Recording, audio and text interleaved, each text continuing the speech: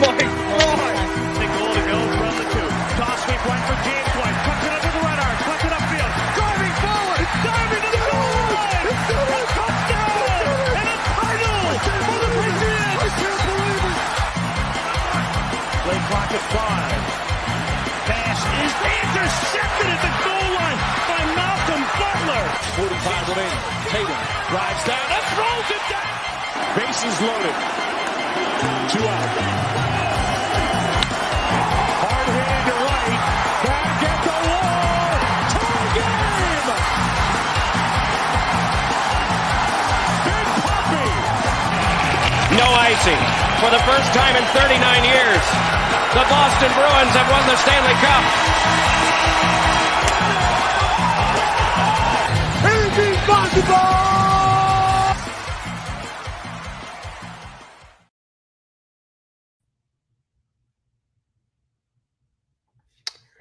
Good evening, everyone, and welcome to another edition of Kicking It with Kruse. I am your host, Ben Kruse.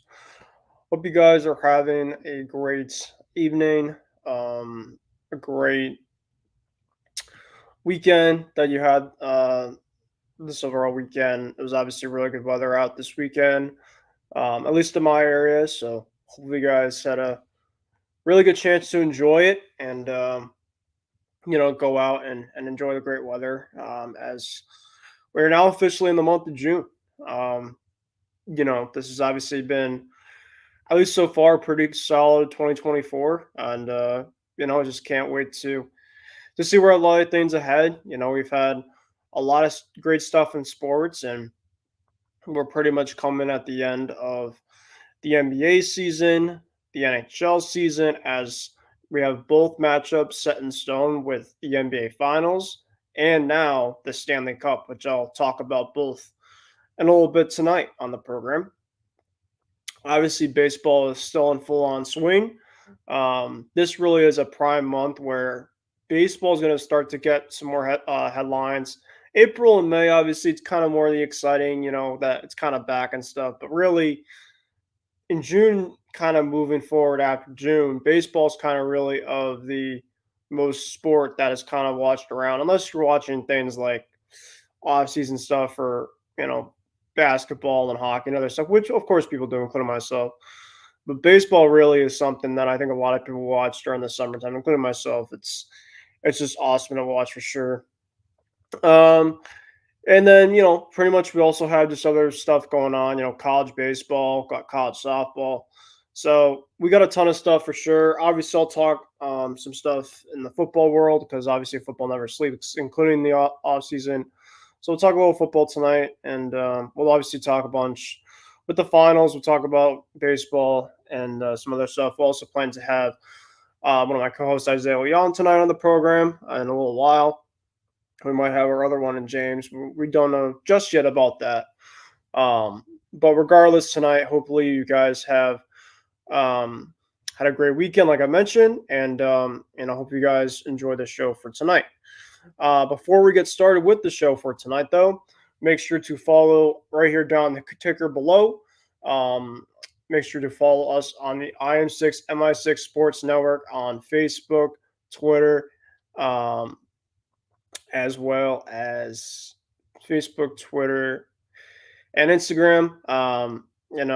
I personally put a lot of these episodes of us on YouTube. My Facebook currently right now has a little bit of, technical difficulties going on, so just bear with me currently with that. But you can see a lot of it posted either on YouTube, and I'll try to post as much as I can on my Facebook as well. I know maybe on my Facebook, but more on my Twitter, which, like I said, I have it right down here, down below. All right, so without further ado, let's get started. And we will get started with the start of the NBA. And obviously, we currently now have the NBA Finals set in stone. Obviously, both teams specifically, one from the East, one from the West. I think a lot of people were pretty much kind of assuming who was going to be coming out of the East. but not a lot of people, I didn't think, assume who was coming out of the West. I think a lot of people had some ideas, and I think some people had a pretty good idea who it could have been. But the West, I feel, just to me, as an overall conference, has just a lot more talent and a lot more team specifically that can just go kind of back and forth. Not saying the East doesn't, because I do think that the East has a lot, for sure, and the Eastern Conference. But you look at the Western Conference of teams, and I kind of talked about this kind of before the playoffs started. You look at teams like Denver. You look at a team like Minnesota. You look at a team obviously in Dallas, right? Um, but there's just a ton of other teams. A team on the come up. OKC was a shit ton of draft capital coming up for sure. Um, Sacramento, right? Even Golden State. People think, well, is the dynasty in Golden State over yet? You just never know. Obviously when you have a team like Steph Curry, right? You look at the Lakers, you look at the Clippers, it's just the talent from top to bottom. However, one team essentially in the West stands up, and one team from the East stands up. And they essentially battle it out right to the end to determine who hosts that Larry O'Brien trophy in a couple weeks in this month of June. So the finals preview, which I'm talking about to start here on the show, which we haven't really talked much about so far. I decided to kind of wait it out until we found out who the matchup was going to be. And now tonight we're going to get through a lot of what the NBA Finals is going to be, which is going to be starting this week. So happy NBA Finals week to all who celebrate. As you all can tell, I'm a Boston Celtics fan. I think a lot of people at this point in time are aware of that, but if you're not aware of it, well, now you know. And the reason why I did mention that is because my Boston Celtics are representing the East in the NBA Finals. And now we'll pretty much now know at this point in time that we are facing the Dallas Mavericks in the Western Conference Finals. The Dallas Mavericks defeated the Minnesota Timberwolves on Monday. I'm trying to remember the day that they won. It was either Thursday night in Game 5. Game 5, I'm pretty sure. Game 5. Game 6. Game 6. Yeah, they won game, pretty sure it was Game 5. I'm sorry. Game 5. 4-1.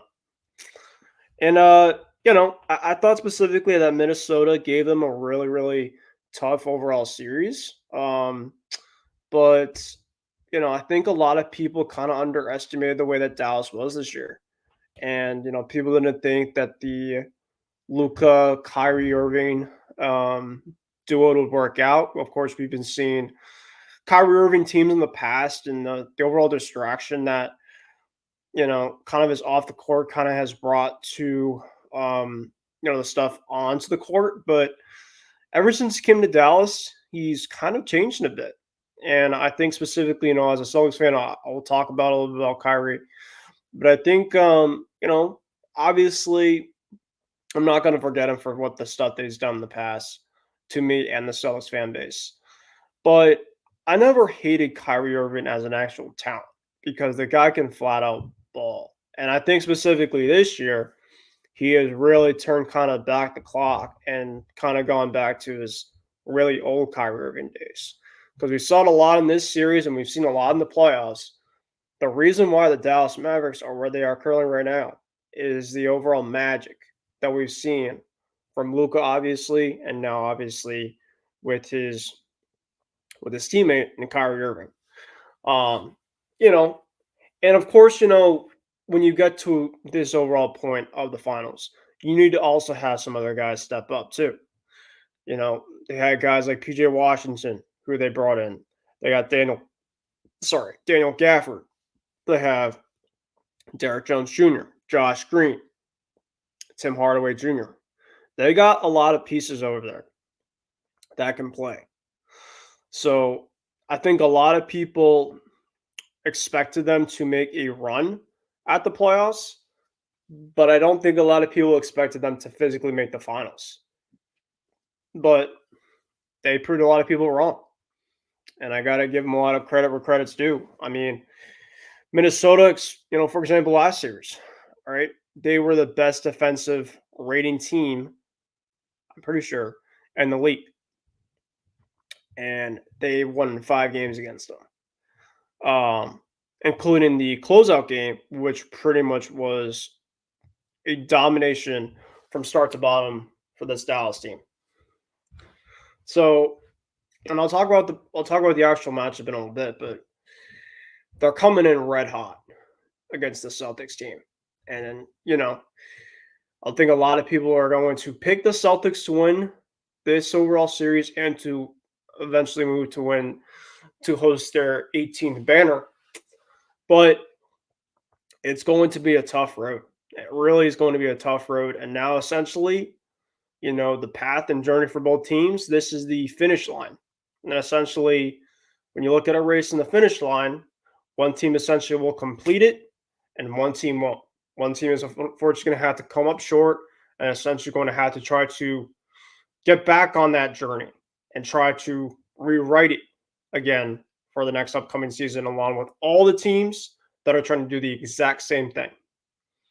So when you present this opportunity specifically, it's not just given to you. You got to earn it. You look at a certain team that I'm wearing on the shirt right here that I'm very proud of to be a fan of, and that's UConn Huskies. That's the UConn Huskies, a team specifically in which they've now won the last 2 men's national championships, hopefully on the chance to become the first team and forever to possibly three-peat for next season. We will see, but I bought this shirt because it runs true. It runs true to these days that the UConn Huskies do run college basketball, and I will mute the conversation after. Even though there's a great ton of college teams out there, and they have for many, many years, and I can talk about this off air with other people, at this current state right now, they run college basketball. So that's that. But, anyway, the reason being for Dallas and the journey for both teams between Dallas and the Celtics to get to the finish line is, the Celtics specifically, their overall path, I think a lot of people can make an argument that it was a little more on the easier, kind of fraudulent type where they played the first series they played was against the Miami Heat, obviously without Jimmy Butler. The second series was against the Cavs. Cavs, obviously, their defense wasn't great, but they lost one of the best perimeter defenders in that series in Jared Allen. And then Donovan Mitchell got hurt in the last 2 games of the series. And in Game 5, Karis LeVert was out and some other guys along with Mitchell and essentially a closeout game for the Celtics, and where they essentially blew the doors off with the Cleveland Cavaliers to advance to the Eastern Conference Finals against Indiana. The Celtics essentially swept them. But all the 3 games, I'm take that back. 3 out of the 4 games that the Celtics had against the Pacers.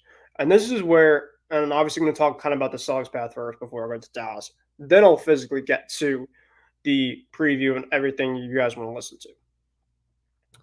But the Celtics overall path, and I'm going to essentially kind of retrack in terms of why I don't think personally that the Celtics path was easy as maybe people make it out to be. Number 1, Eastern Conference Finals, right? Playing against the Indiana Pacers, one of the best offensive net rating teams in the Eastern Conference. And yeah, I can understand, yet the Celtics are a better team, in which they are. They're a better team than Indiana is. I don't think that Indiana is a great defensive team. But you know what they did to the Celtics? They tested them. Even though they did not win 1 game. That's hard to do. When you have a team specifically that has tested you in the Eastern Conference Finals, but did not win 1 game, that means that the team that you face essentially out-executed you when it mattered most. And that's what the Celtics did. Look at game 1 of the Eastern Conference Finals. The Pacers had a 3-point lead.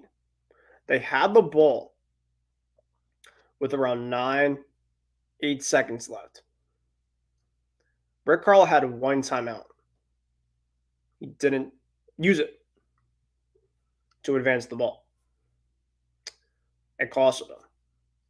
Andrew Nembhard, Tyrese Halliburton, a couple turnovers that even when the Celtics had 2 possessions where they went short on, which I think for a lot of people thought that it was over.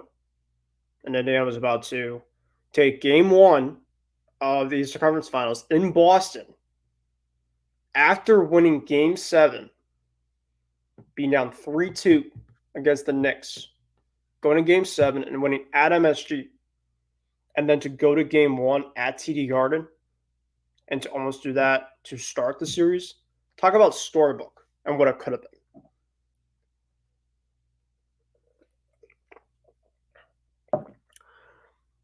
What the Celtics had other plans. Drew Holiday inbound the pass, ran the corner to Jaylen Brown. Jaylen makes a absolute acrobatic, phenomenal shot in the corner to tie the game. Celtics go to overtime, back and forth. Celtics win. Celtics up 1-0. Game 2. Back and forth for pretty much 3 quarters of the game. Celtics were up 15 points, about 5-6 minutes left of the fourth quarter. Tyrese Halliburton goes down, one of their main players. He had a non-contact injury, which are never good in sports. When you ever hear non-contact, just never think it's good. Pascal Siakam was fantastic. Fantastic in the series, but fantastic in that game. Pretty much the only reason why that the Pacers were in that game in game 2. However, you're down 14, 15 points. And I know Miles Turner in that game was having foul trouble. But Turner and Pascal are your 2 best players when it's not when it's not Tyrese Halliburton. And we've seen teams that have came back, from 10 to 15 points down with 5-6 minutes left. Rick Carlisle decided to use his bench players, Doug McDermott, Isaiah Jackson, guys essentially that don't play a lot, with around 5-10 minutes left in the game. They're only down by 10 points. That's doable. But I saw Miles Turner. He was on the bench. He only had 3 fouls. You would have thought he was in the game. And he was not. And I understand specifically, sometimes when you're in foul trouble, you have to maybe sit a little more extensively than some other guys. But you're down 1-0 in the series. You got to at least try. The worst comes to worst specifically is you got fouled out, and that's that. Your chances of winning that game were pretty slim already as was. But the coach essentially waved the white flag in a certain situation in that game where they could have made it interesting. So the game 1 specifically came down to Rick Carlisle and his timeout usage and the late game execution that Indiana had. Game 2, the Celtics essentially controlled a lot of the game, but the dumb decision that Carlisle had with around 7 minutes left of this game in game 2, where one of your guys had to go down because he was hurt. One of the guys essentially was in foul trouble with only 3 fouls, and Pascal was playing out of his mind. And I get specifically that guys get tired, and that's what Carlisle said after game 2 with Pascal. But, I don't know. That was questionable. Now I'll go to game 3. Celtics are up 2-0. There's still a series left that they got to complete. The Celtics were down by 18 points. Maybe one of the most lackluster performances of that first half of that game 3 that I have seen maybe in that whole playoffs. And they just absolutely cruised left and right. Celtics looked dead in the water. However, in that end of that third quarter, the Celtics started to creep back in a little bit, making stops, and making stops. Fourth quarter came around. Jason Tatum probably arguably had his best game of the series in that third game against the Pacers. He had 36. You believe he had a triple-double in that game with no turnovers. Al Horford was absolutely fantastic as well in that game. He had 7 threes. Essentially, he was one of the biggest reasons why that we won not only that series, but that game. The Pacers blew an 18-point lead in Game 3. So they're down 3-0. Halliburton, by the way, was out for Game 3. Now let's go to Game 4. Season's on the line for the Pacers. The Celtics, literally, they could have just been like, all right, no team has ever came back from 3-0. Ever. And, they could have been kind of like what Dallas did in Minnesota, where Minnesota played for a little pride. They won that fourth game. And then, Dallas went to their barn and essentially smacked them. And that was that. The Celtics could have done that. But the Celtics, even though that they were down by 8-9 points with around 5-6 minutes left in the game, they found a way. And they won. But all the games essentially in this series were close. The Celtics had to fight. Pacers were tough, man. They play a really high-powered offense that is fast consistently. It'll push the other opponents really, really well. The one thing I do think about Indiana, though, which I think favor the Celtics, is, they played a ton of pressing, right? And they played a fast offense, essentially 99.9% of the time. And you just can't do that in basketball. Obviously, it's really key to have those components with you and your team. But to have that essentially for the majority of your team, it's just not sustainable. You need to have balance. You look at the Celtics, look at a lot of these other type of teams, playing essentially at a half-court pace, at a full-court pace. You got to win in different ways. So for those people that want to say, well, the Celtics essentially won because a lot of the guys got hurt. Okay, so what? Nobody was controlling the injuries. Nobody from the Celtics fan base wanted these guys hurt. Even if those guys were healthy, nothing to take away from Miami, right? Nothing to take away from Cleveland. Nothing to take away from Indiana. This Celtics team, on paper specifically, we're probably going to still beat them regardless. It might have taken a little bit deeper in a series, but you saw glimpses in that series specifically where I still did not think that any of these teams, essentially, whether it was Miami with Jimmy, whether it was with Donovan Mitchell and Darius Garland, or whether it was the core three of Halliburton, Turner, and Pascal. And nothing to take away from those guys at all because they were great players. But the Celtics this year are just different. And people just got to understand that they haven't already. In the 3 of the 4 games against Indiana, they were down every single time in the fourth quarter. Every time. And in many past years, the Celtics team would cave. Crunch time. A lot of games in Indiana against the Pacers, crunch time. The Celtics never won those games in the past. Never. Oh, yeah, and by the way, Kristaps Porzingis, one of their best defensive players, one of their best offensive players, was out the last 2 rounds. So the Celtics essentially had to play a ton of pressure on their starting 5. Their bench gave you nothing. It's really hard to win when you can't have a ton of production from your bench. But since the Celtics starting 5, even without Kristaps Porzingis, can literally drop you 25 plus from Tatum and Brown, 15-14 plus from Derek White, 10 plus, 10-12 plus without Horford, Drew Holiday was fantastic. They just, whatever happens this year specifically, this is why the Celtics need to win it all this year. Because there's a belief in this year's team that I have not seen with this team in years past. A lot of games, just like that Pacers series, that they would have caved. They would have told me specifically, well, it's not meant to be. They finished off series a lot better this year. The Cavs series, the Heat series, the Pacers series, all in 5 or less games of the series. In which past years, there'd be five more games.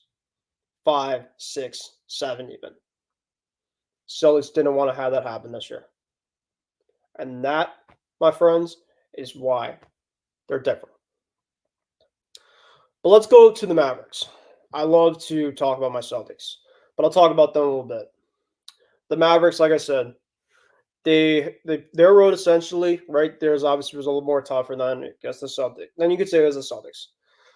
Obviously a lot of the other guys were healthy, which I can understand. All right. But they had to beat the Clippers. They obviously beat Minnesota. They've been a lot of really good teams. And like I said, they deserve to be at this stage right now. Kyrie obviously and Luka doing great things, but obviously Jason Kidd, the head coach, he's obviously done a really good thing over there at Dallas. And Derek Lively obviously has been great over there. His defense has been absolutely stellar for sure. It just brought back Maxime Kleber to in Game 5 against Minnesota. Really good shooter. They could do a lot of things well. They could obviously have shot creators like Luka and Kyrie. They're really good down the stretch. I will say in that Pacers series, they didn't really have many great guys in crunch time. And that's one real reason why, all right, you kind of understand how the Celtics came back. Still, doesn't take away from the fact that their comebacks were crazy.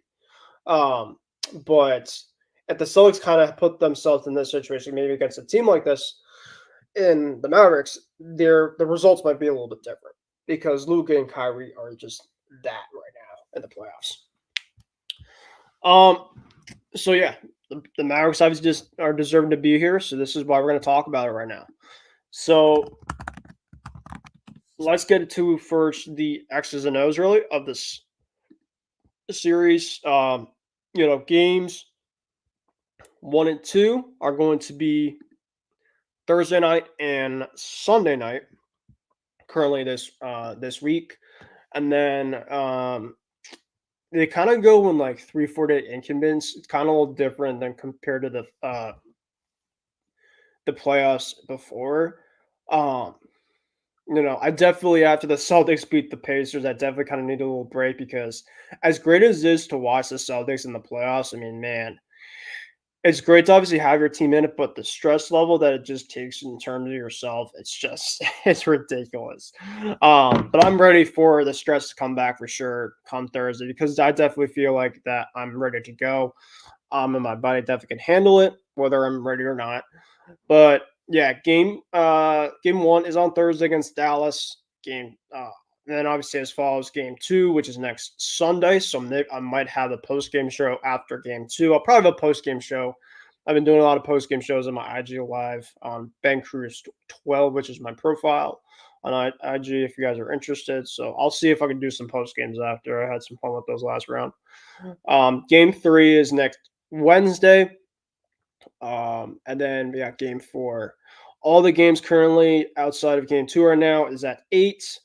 The rest of them are 8:30. They're going to be all on ABC. I don't think specifically going to start right on time. It's the finals, but I'll be ready regardless. And the first 2 games are going to be in Boston, as the Celtics do have home court, which is obviously fantastic to see. So yeah, I can't wait. It's going to be a lot of fun. A lot of great storylines we have. Obviously, let's talk about the stars first.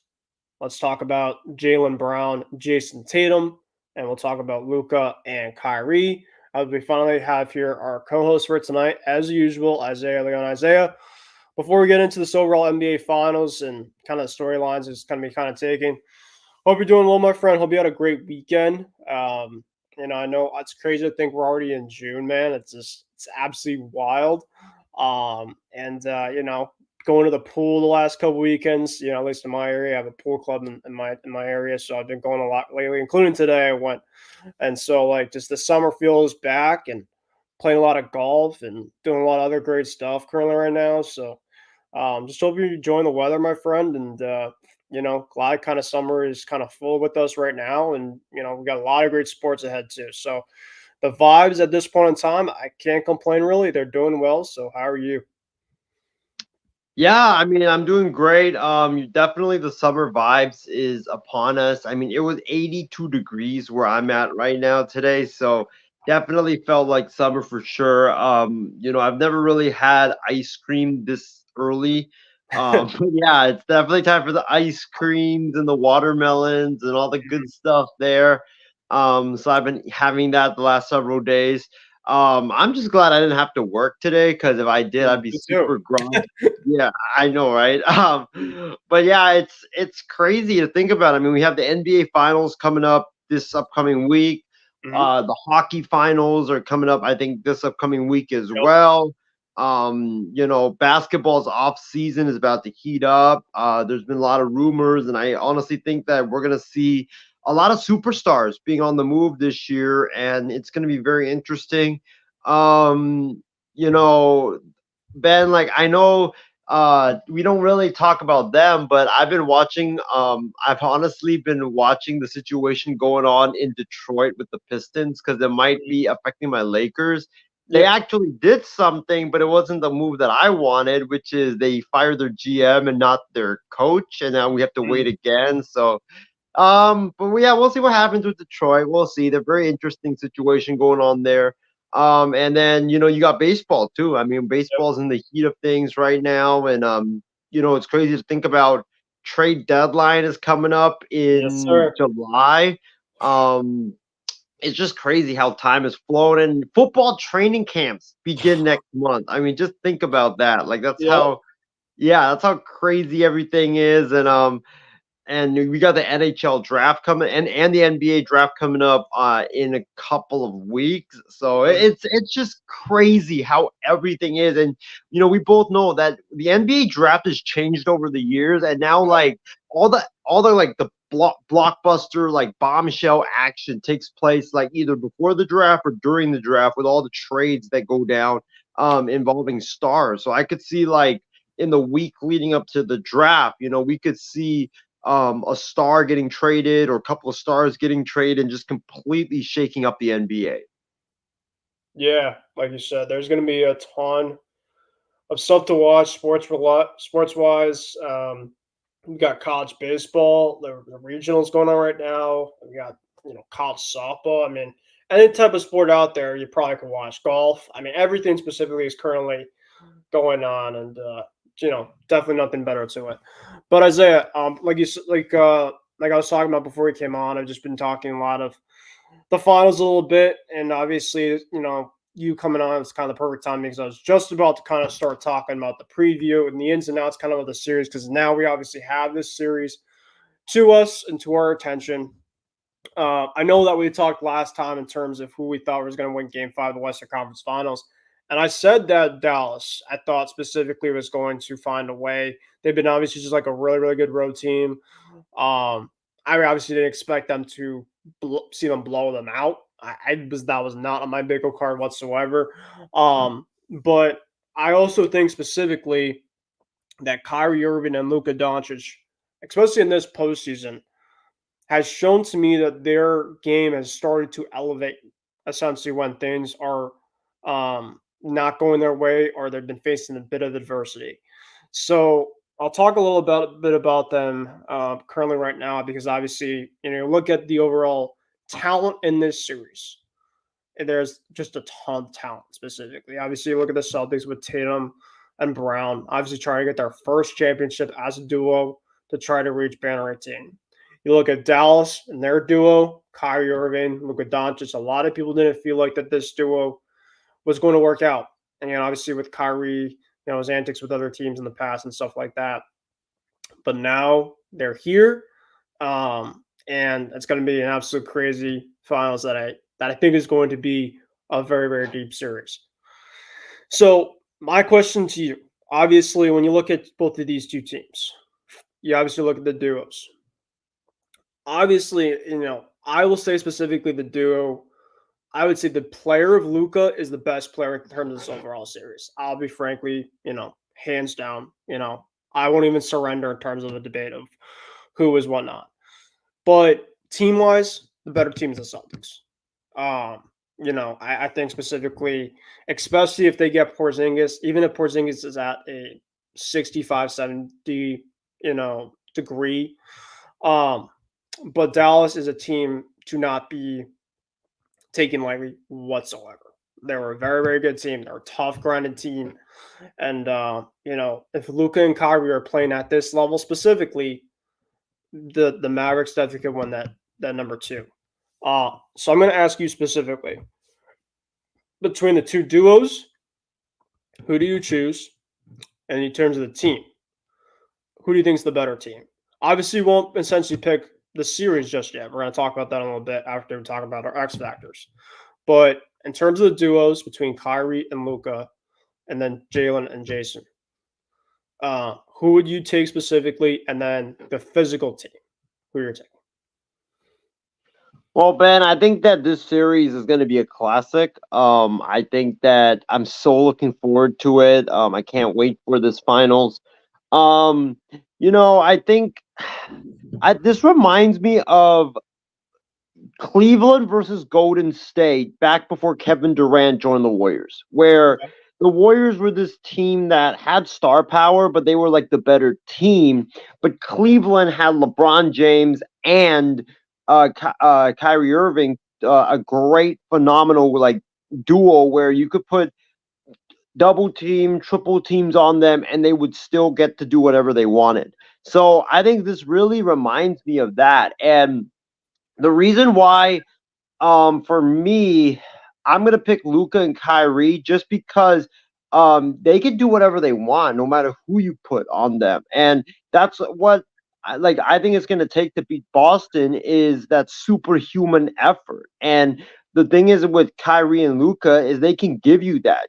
Kyrie and Luca could give you like 50 points a game, 40 points a game, like LeBron James and Kyrie did in Game 5, Game 6, and Game 7 of that 2016 NBA Finals. So I just think that for this series, I got to go with Kyrie and Luca just because of the offensive skill set. Both can shoot threes.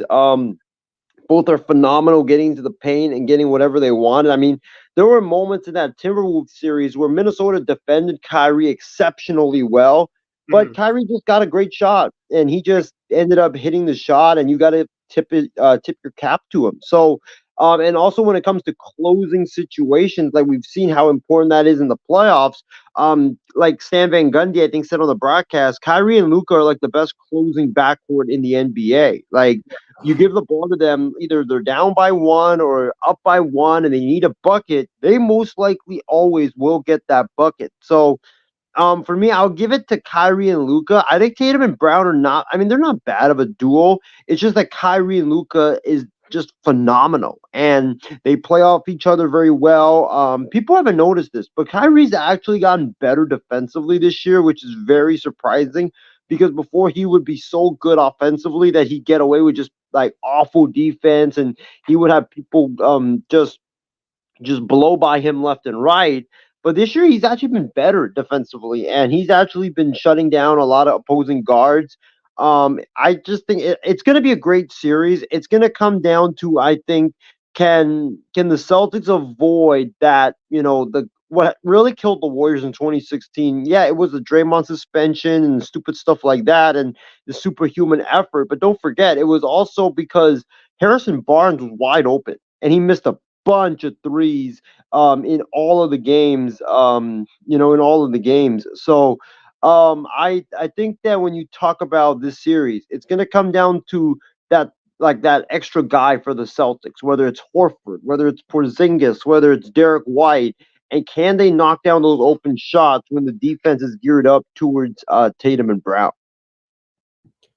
Yeah, and you essentially you know, put it straight on there. Um, and we're gonna just talk about this right now in terms of, obviously we talk about the stars, but it's a team game, and you're gonna have other guys step up.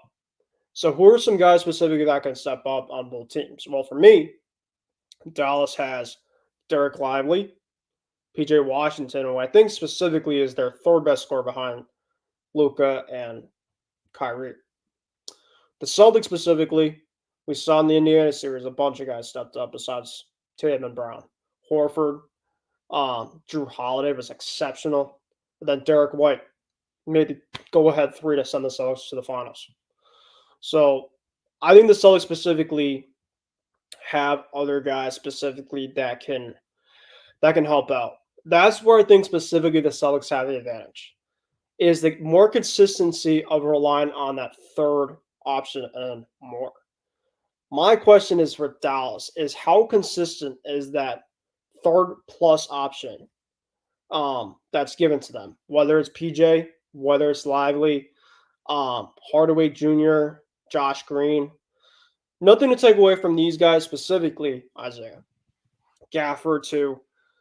The Celtics are just 9-10 deep where if you get a Porzingis too, where he averages around 16, 17 a game, more often than not, it's because you're just the better overall complete team. And, I rather take full on team than the duo itself because team wins championships more likely than not, right? So, I'm going to go my X factors in both for both teams. I'm going to say that Derek White and Kristaps Porzingis. Porzingis, obviously, if he is fully healthy or close to, that changes everything. That changes essentially the limit of Horford's minutes, which I think is big because he could be a lot more refreshed. Derek White, obviously, I think wasn't even great in the Pacers series, but I think specifically he just adds so many little things that even if he's not playing great offensively, his defense, his free throw shooting, his passing. I don't know specifically if the Mavericks have a ton outside of Luka and Kyrie to me that could be consistently to beat this Celtics defense. Now, obviously, they have guys there. I'm obviously not going to discredit that. But the Mavericks currently right now, I think their X factor currently is PJ Washington. He needs to essentially average around 16 plus a game because Kyrie and Luka could drop all they want. And maybe that might win them a game or two. But a series, when you're facing the essentially the perennial favorites currently from the East, I just don't know specifically if that's going to overtake that. So Kyrie and Luka, I think for the Celtics, it's kind of like the national championship with UConn and Purdue, right? With Purdue having all that talent right there, UConn obviously having that complete team. Well, you let some other guys beat you, right? You kind of know with guys like Edie and some other guys specifically. But if you can limit the other guys outside of that, you got to love your chances. And that's essentially kind of a similar mindset I see with the Celtics and Mavericks series. So my question to you, Isaiah, who are your X factors and who are you trusting team-wise that can trust their X factor? Team wise, it's definitely Boston. Because we've seen like Gafford has been really athletic. He's been really good defensively. Offensively, I mean he's a lob threat, but that's about it. PJ Washington, he's been open. He hasn't really been that great. Maxi Kleber, by the way, is a guy that is one of my X factors because of his ability to stretch the floor as a big, which will definitely help when Luka and Kyrie drives into the paint and then are closely guarded and then kicks it out to a wide open guy. They got to hit those threes. So I think team wise, I'm definitely trusting Boston because they have White who can beat you. They have Porzingis. If he's healthy, I mean, he can do damage in the paint and also shooting the ball. And then Al Horford, I mean, his shot's been iffy all full season. Here's a guy to watch out for, Peyton Pritchard. He's been very sneaky good for the Celtics off the bench, where he would give you like 10 sneaky good minutes. And sometimes those minutes are like those minutes that propel you to winning a game or two. So I could see him being an X factor. I could see him doing what Christian Braun did last year for the Denver Nuggets, just, having those sneaky good minutes, and being the X factors for the Celtics. So for me, the team I would trust is Boston. Um, for in terms of the X factors for both teams, for Dallas, I'm gonna go with definitely PJ Washington. I think he's gonna be, he's gonna not have a lot of the defense ahead of him, so or on him. So he's definitely gonna be able to get a lot of good looks. He's got to knock him down. You cannot be Harrison Barnes. You got to knock those shots down. Max Kleber as another guy for Dallas. Josh Green's all right. I do want to see him take more of those open threes when he gets it. I just think that his confidence is shot, sadly. The one guy that I'm going to throw out that I don't think a lot of people are expecting is Dante Exum. I mean, this guy is athletic. This guy can shoot quite a bit. So he's going to be open a lot because Kyrie and Luka is going to split the defense. They're going to get the defense where the defense is right on them. There's going to be guys that are open, and they got to knock down those shots. And I think Dante Exum could be one of the X factors in this series. In terms of the Celtics, like I said, Peyton Pritchard definitely. I'd probably say Porzingis, and then in terms of the other guys, yeah, I probably would say Porzingis and Pritchard. I think those two guys are very important to the Celtics, especially off the bench for Pritchard. Whatever production that the bench can give you, I think Pritchard is key for Boston. Yeah, I 100% agree. I think Pritchard has been one guy that has played into a role extensively this year. I think that in past years where, he was kind of just that kind of 5 to 10 minute off the bench type of guy in the last couple of years, and kind of a blow up. But this year he's really blossomed into kind of that sixth man, seventh man type of role off the bench. And the one thing I have obviously is as great as the Celtics run has been, I think in this series specifically, the Celtics are definitely going to have more of this. Is their bench production?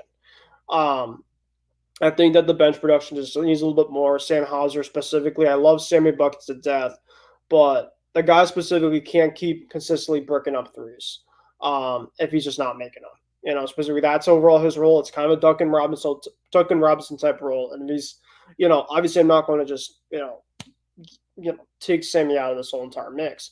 But they're going to have some guys specifically step up. And I think that's the biggest thing that if Porzingis can go back in the starting lineup and if Horford goes back to the bench, with Horford essentially kind of playing around the 10, 15-minute mark, his legs are going to be a lot more fresher. I think then you could get a little bit more production with Pritchard and Horford kind of together with those minutes off the bench. And I think that should be enough, to kind of be able to kind of overtake some of that. Looks like we're going to have Isaiah come back in a little bit. But we did have some comments from my co-host, James. James said tonight, can't join him out here counter-protesting. I'll say Celtics in 6 games if Kristaps is healthy. Definitely agree on that. I think this is going to be a really good series. I think it's going to go deep overall. Kleber will be rusty. I do agree with that. I think I think he's a really good player. He's a very good role player, specifically can knock down three, obviously very consistently. But he just hasn't played a lot. So we just got to see specifically if, he's going to be ready to play a lot more minutes. Disagree on Exum. Okay. I mean, I know that Isaiah obviously mentioned him. He's just, I don't know. He's just kind of there to me. He doesn't I don't really see him currently as a threat, but, there's always some guys specifically that goes crazy on the Celtics. So that's kind of been the overall thing. So I guess you just never know, right? So, all right. Now I've kind of talked about the role players in terms of the X factors. Let's go to the actual series. And when Isaiah comes back on, I'll ask him specifically about who he thinks is going to win this series. But I'm going to talk about mine. So, and obviously I'm not even going to go full bias here. I'm obviously going to give my overall reasoning. But the predictions on who's going to win the NBA Finals between the Celtics and the Mavericks. I got the Boston Celtics winning this series in 6 games. I think it's going to be close. I think every game is going to be down to the wire. There might be some blowouts here and there.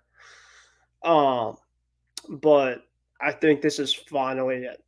I think this is finally the Celtics kind of this playoffs at least so far, whether it's taking advantage of some guys going down, which obviously, like I said, I don't want anybody going down. I hate injuries. Um, obviously the Pacers specific, especially in the Eastern Conference Finals, obviously not taking advantage of some of their mistakes. But the Celtics in past years would never take advantage of things like this that they had this year. Um, and I think the Mavericks are going to be a really fun team to face against in the finals. They're a tough challenge. They obviously have two of the best players in the NBA. Probably the best player in the playoffs, in Luka Doncic. But I think the Celtics specifically just have the better complete team, and I think specifically that it'll take a ton for the Mavericks to be able to find 4 wins against the Celtics team. It's going to take a lot. I think, defensively, they're not great. They're not awful. I think they're going to be really, really tough. But I do think specifically that if we faced Minnesota's defense, I think it'd be tougher. They got a lot of height between Towns, between Gobert. Dallas doesn't really have much of that. They obviously have Gafford, who's been playing great. They blocked a ton of shots against the Wolves, so I'm not discrediting their defense at all. But I do think specifically, and which, by the way, shout out to your mom. She thinks specifically is my word I use the most, so I'm going to use that a lot now.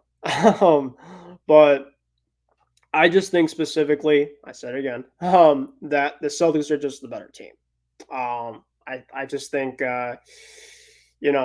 it's going to be deep. It's going to be fun. It's going to be a challenge. But I think that this Celtics team, to me, has been showing things this year that I've not seen in the past years. And it comes down to a coach and Joe Mazzulla, who has really matured this year. A team specifically with Jaylen Brown and Jason Tatum now having their second finals appearance, which I think that the first one they definitely had a lot of challenges and a lot of adversity with. I think this year they're kind of just playing more freely and they're just kind of ready to take on this next matchup and this next challenge that's ahead, and that's the Dallas Mavericks. I think guys are ready to go. I think guys are locked in. And there's just no excuse. No excuse with the Celtics team. I'm going to be, if the Celtics lose this series, I'm not going to be happy. I mean, obviously, a lot of past years I'd be very sad, and obviously I'm going to be sad specifically if the Celtics win or not. I'm going to be obviously sad and happy tears, or I'm going to be just sad and just, it's another kick in the nuts to a Celtics team that had a ton of fun. But I hope that we're going to be on the right side of things this year. It's time. It's time that we essentially get over the hump, and there's no excuse anymore. There's not breaking up the Jays, because I've heard the media say countless years, all this and that. All the narrative talk is going to keep happening until they win one. And even if they do win one, they'll probably still talk about it. Probably not as much, but now's the time to do it. Nothing to take away from Dallas. Dallas is a fantastic team. They're going to be a very fun challenge, a very good test. But this is the year. This is the year that they have to do it. Those Celtics in 6, you heard it from me first. We'll see what happens starting Thursday night. All right. So, obviously moving on from basketball. And like I said, we'll talk more about this later on this week. Like I said, game 1 for the NBA Finals, Thursday night in Boston, 8:30 p.m. on ABC. All right, let's get into football. Now, I'm sorry. I'll do baseball. We'll do baseball next. So we're gonna get into our team reports. We'll start with my Red Sox. I didn't get to do the team reports on Sports Weekly last time because I was currently not available. I was ready to fall asleep, so that's where I was. But the Red Sox specifically are currently at 30-30. Not surprising at all. You know what with this Red Sox team, which is just not surprising at all. In 2022, I'm pretty sure the Sox were in this part of this season like 26 and 24. Last year, in this part of the time of their season, they were 30-30, and this year, 30-30. They listen. They're the definition of 500. They're not great. They're not awful. They're just mid. They are just there. As we welcome back Isaiah, we're currently now shifted over to baseball. I'll definitely get your NBA Finals prediction at the end of the show for tonight. So make sure to keep on to that. But I definitely want to keep on going with the program. As we're obviously kind of going to our team reports. But yeah, the Red Sox are they're just there, man. You know, they and this is what happens specifically when, you have an ownership that doesn't decide to spend money. You know, you obviously need to have prospects, right? And obviously, they have a core three of guys coming up in Meyer and Anthony and other guys in Teal, guys like that. So like, you're hopeful that in a couple of years that they're going to be exciting to watch and for that to become. But Isaiah, like you mentioned in the past, prospects don't lead to anything anymore in sports. You don't know specifically how these guys are going to be. And I agree with that. I think they're going to be good. They should be good. But until they show it at the big league level, you just never know. And I think specifically that this Red Sox team, and I've said this before, but I'll say it again right now, is you could spend and you could be able to keep your prospects. It could work.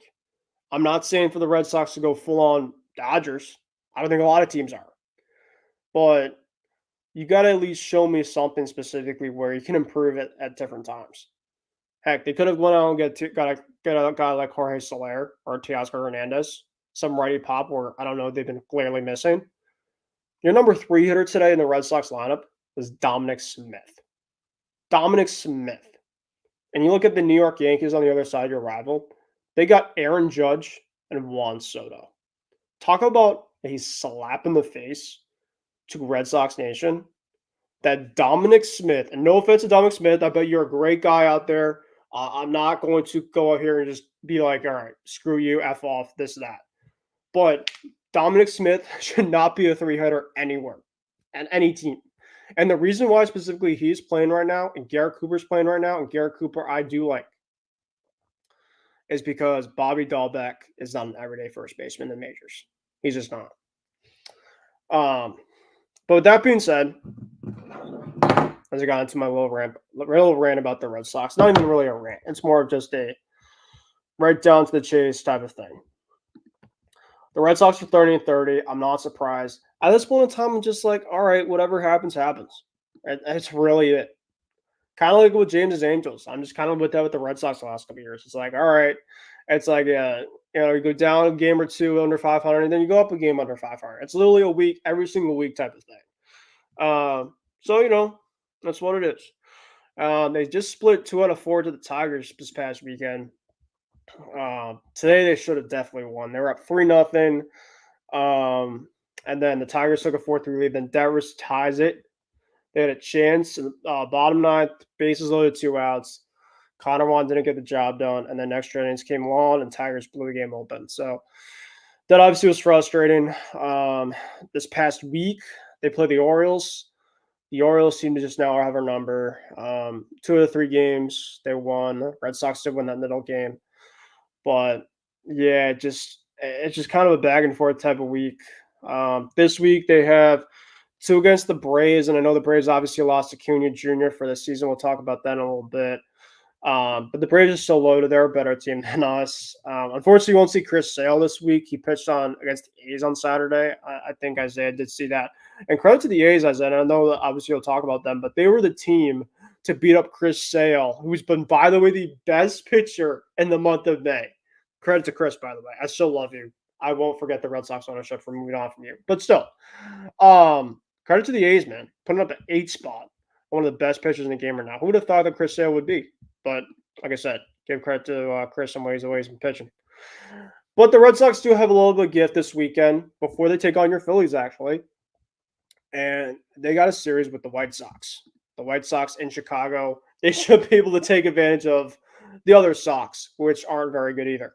So that's really the teamwork for the Red Sox. Is just a weak type of thing. It's like when you're on a roller coaster, Isaiah, and you kind of get up to the top a little bit, and you kind of want to go down. Like, all right, yeah, let me just go back up a little bit and kind of just see how it is. That's the Red Sox for you. So really not surprising. That's what it is. Let's go to your teams now with the Phillies and with the A's. Well, Ben, you talked about how Dominic Smith was your number 3 hitter. Well, in the A's lineup the past 3 days, Miguel Andujar has been our 3 hitter. He's So been doing I well mean, though, man. he is actually he's having a resurgent Ever season, since but you got to go see him at the airport, you must have had something in him that turned something going on.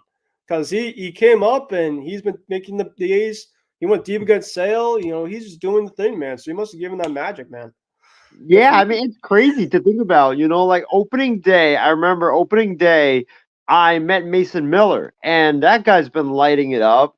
And then now you have Miguel Andujar. So I was thinking, like, maybe if I just go to every game this season, the rest of the year, I don't know, I might be able to see someone. But yeah, I mean, listen, the A's they had a great decent week. I believe they lost 2 out of 3 to the Rays. Just Mhm, incredibly heartbreaking. I mean, the first game they won 3-zip.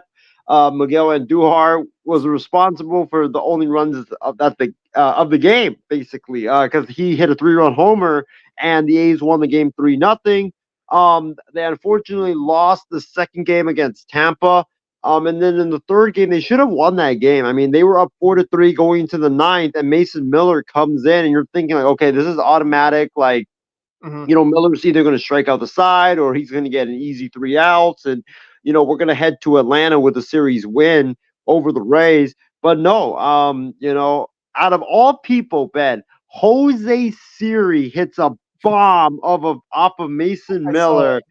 that. Yeah. First first bomb that Miller's given up all season long, and he blows his first ever save, and the A's lose because of that. I mean, it was just gut wrenching. It was heartbreaking. I do want to say this.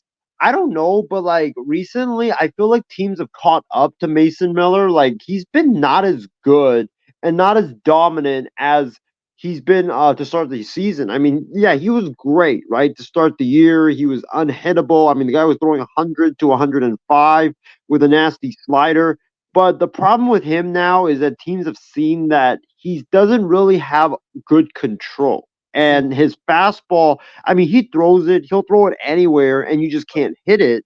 mhm, But a lot of teams are just waiting it out. I mean, they are just waiting it out to the point where, you just you get him to throw the fastball. He's kind of like wildly inconsistent with it, and mhm, so when he's wild with it, teams aren't just out there hacking. They're out there just being patient, waiting it on it, and then once it gets to like 3-0, he's got to get into the strike zone, and mhm, then he's been pouring it in there, but they're more ready for it than when they were just out there hacking, and then that slider hasn't been as crisp as it's been recently. He's hung a couple of those sliders. I know against Colorado, out of all teams, he gave up 5 runs in 2 innings of work. And then against the Rays, he gave up, I believe, 2 runs in 2 innings of work. That's another thing about his situation is I don't know why Mark Kotze is making Mason Miller go 2 innings every time he pitches. Like that makes no sense. I don't know why he is doing that. Um, but yeah, I mean, I'm kind of concerned just because like that one game I went to. I don't know if I said this in the group or not, but I did see Mason Miller. I did see the trainer come out to talk to him, and when I saw the trainer come out, I was like, "Oh crap, he probably mhm. blew out an elbow or something like that." But he walked off the mound fine and he came back to pitch a couple of days, but unfortunately he just hasn't been as crisp as he's been to start the season, so I'm kind of worried about that. But in terms of the A's overall, I mean, they go into Atlanta, they should have won today. The bullpen gave it up again, but they lose 2 out of 3. The one game they did win was a wild, wacky roller coaster type of a game where they put up 8 runs on Chris Sale, like you mentioned. The Braves end up putting a bunch of runs on our starters, and then the A's won that game. They won a game, Ben, against the Braves. They won a slugfest against the Braves. I mean, how crazy is that? A team with Miguel Andujar, Brent Rooker, a guy named Max Schumann, Brent Harris, winning up a slugfest against Matt Olson. Yeah, I know, right? It's baseball. It's crazy. So, yeah, I mean, the A's, like, they lost 2 out of 3. But you know what? Given it was against the Rays and the Braves, I can't really be disappointed about it, just because, like, yeah, you lost 2 out of 3 to both teams, but you could have easily gotten swept by both teams. So like they are lost 3-1 today to one of the best teams in baseball. I mean, yeah. You can't be like that, like, mad about it. No, you can't. It's just that, like, now, like, the season is pretty much lost at this point, so it's just about effort at this point for the A's. And it's about guys trying to improve their overall value so they could get traded. So I could see guys like Miguel Andujar if he keeps it up.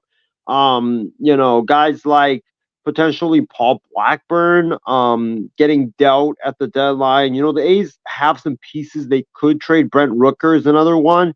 He'd be good, yeah.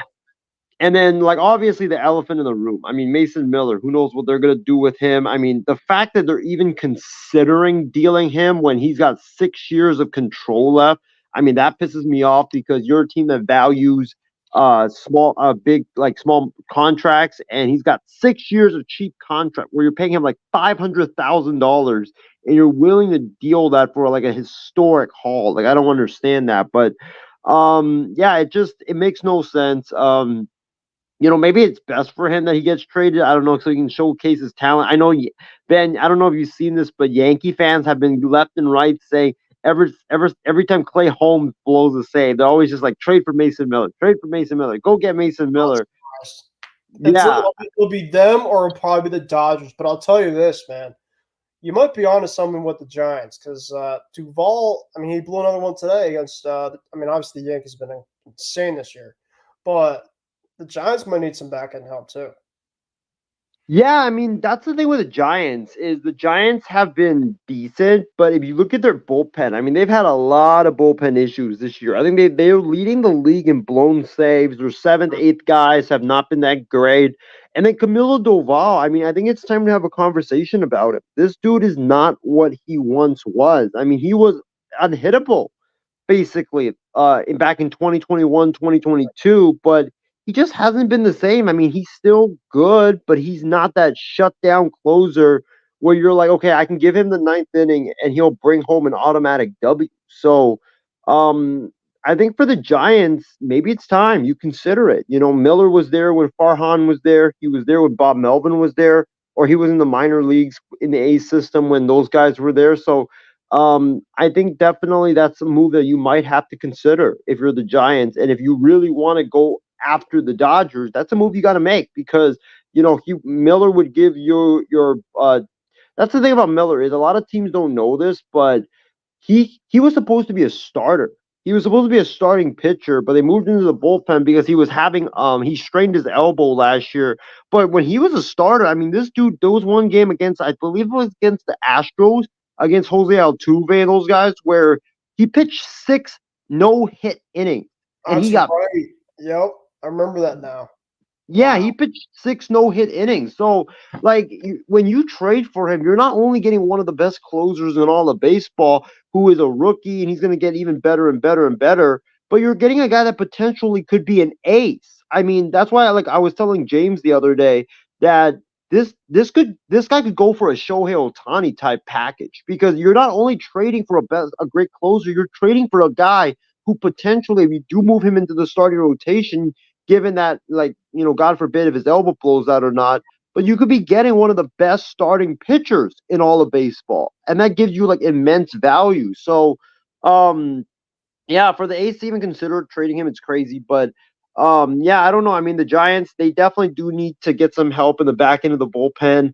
But back to the A's, like I mean, they're playing the Mariners starting on Tuesday. I'm actually going to be there on that Wednesday game because they're doing a special promotion where I guess it's one of their promotions since they're leaving the Coliseum in Oakland this after this season. They're doing some promotions now where Wednesday is actually Dollar Dog Night, and I've been very excited about that because the A's have never had that before, and I know other teams have done that. So Yep. I can't wait. Yeah, I can't wait to get myself a hot dog. Then they play the Blue Jays, who have struggled as of late. Then the Padres, Mhm. and the Twins. So they are playing a lot of great teams. So that's my team report on the A's. I mean, they're fighting, which is Yeah, good to definitely. see. Yeah, and like a lot of players, you could see like, okay, like he's a keeper. He's probably gonna get dealt. I just hope they don't trade Mason Miller because I think that's a guy that you can build around. Like you talked about earlier about prospects, not like you shouldn't just rely on prospects, and that's true.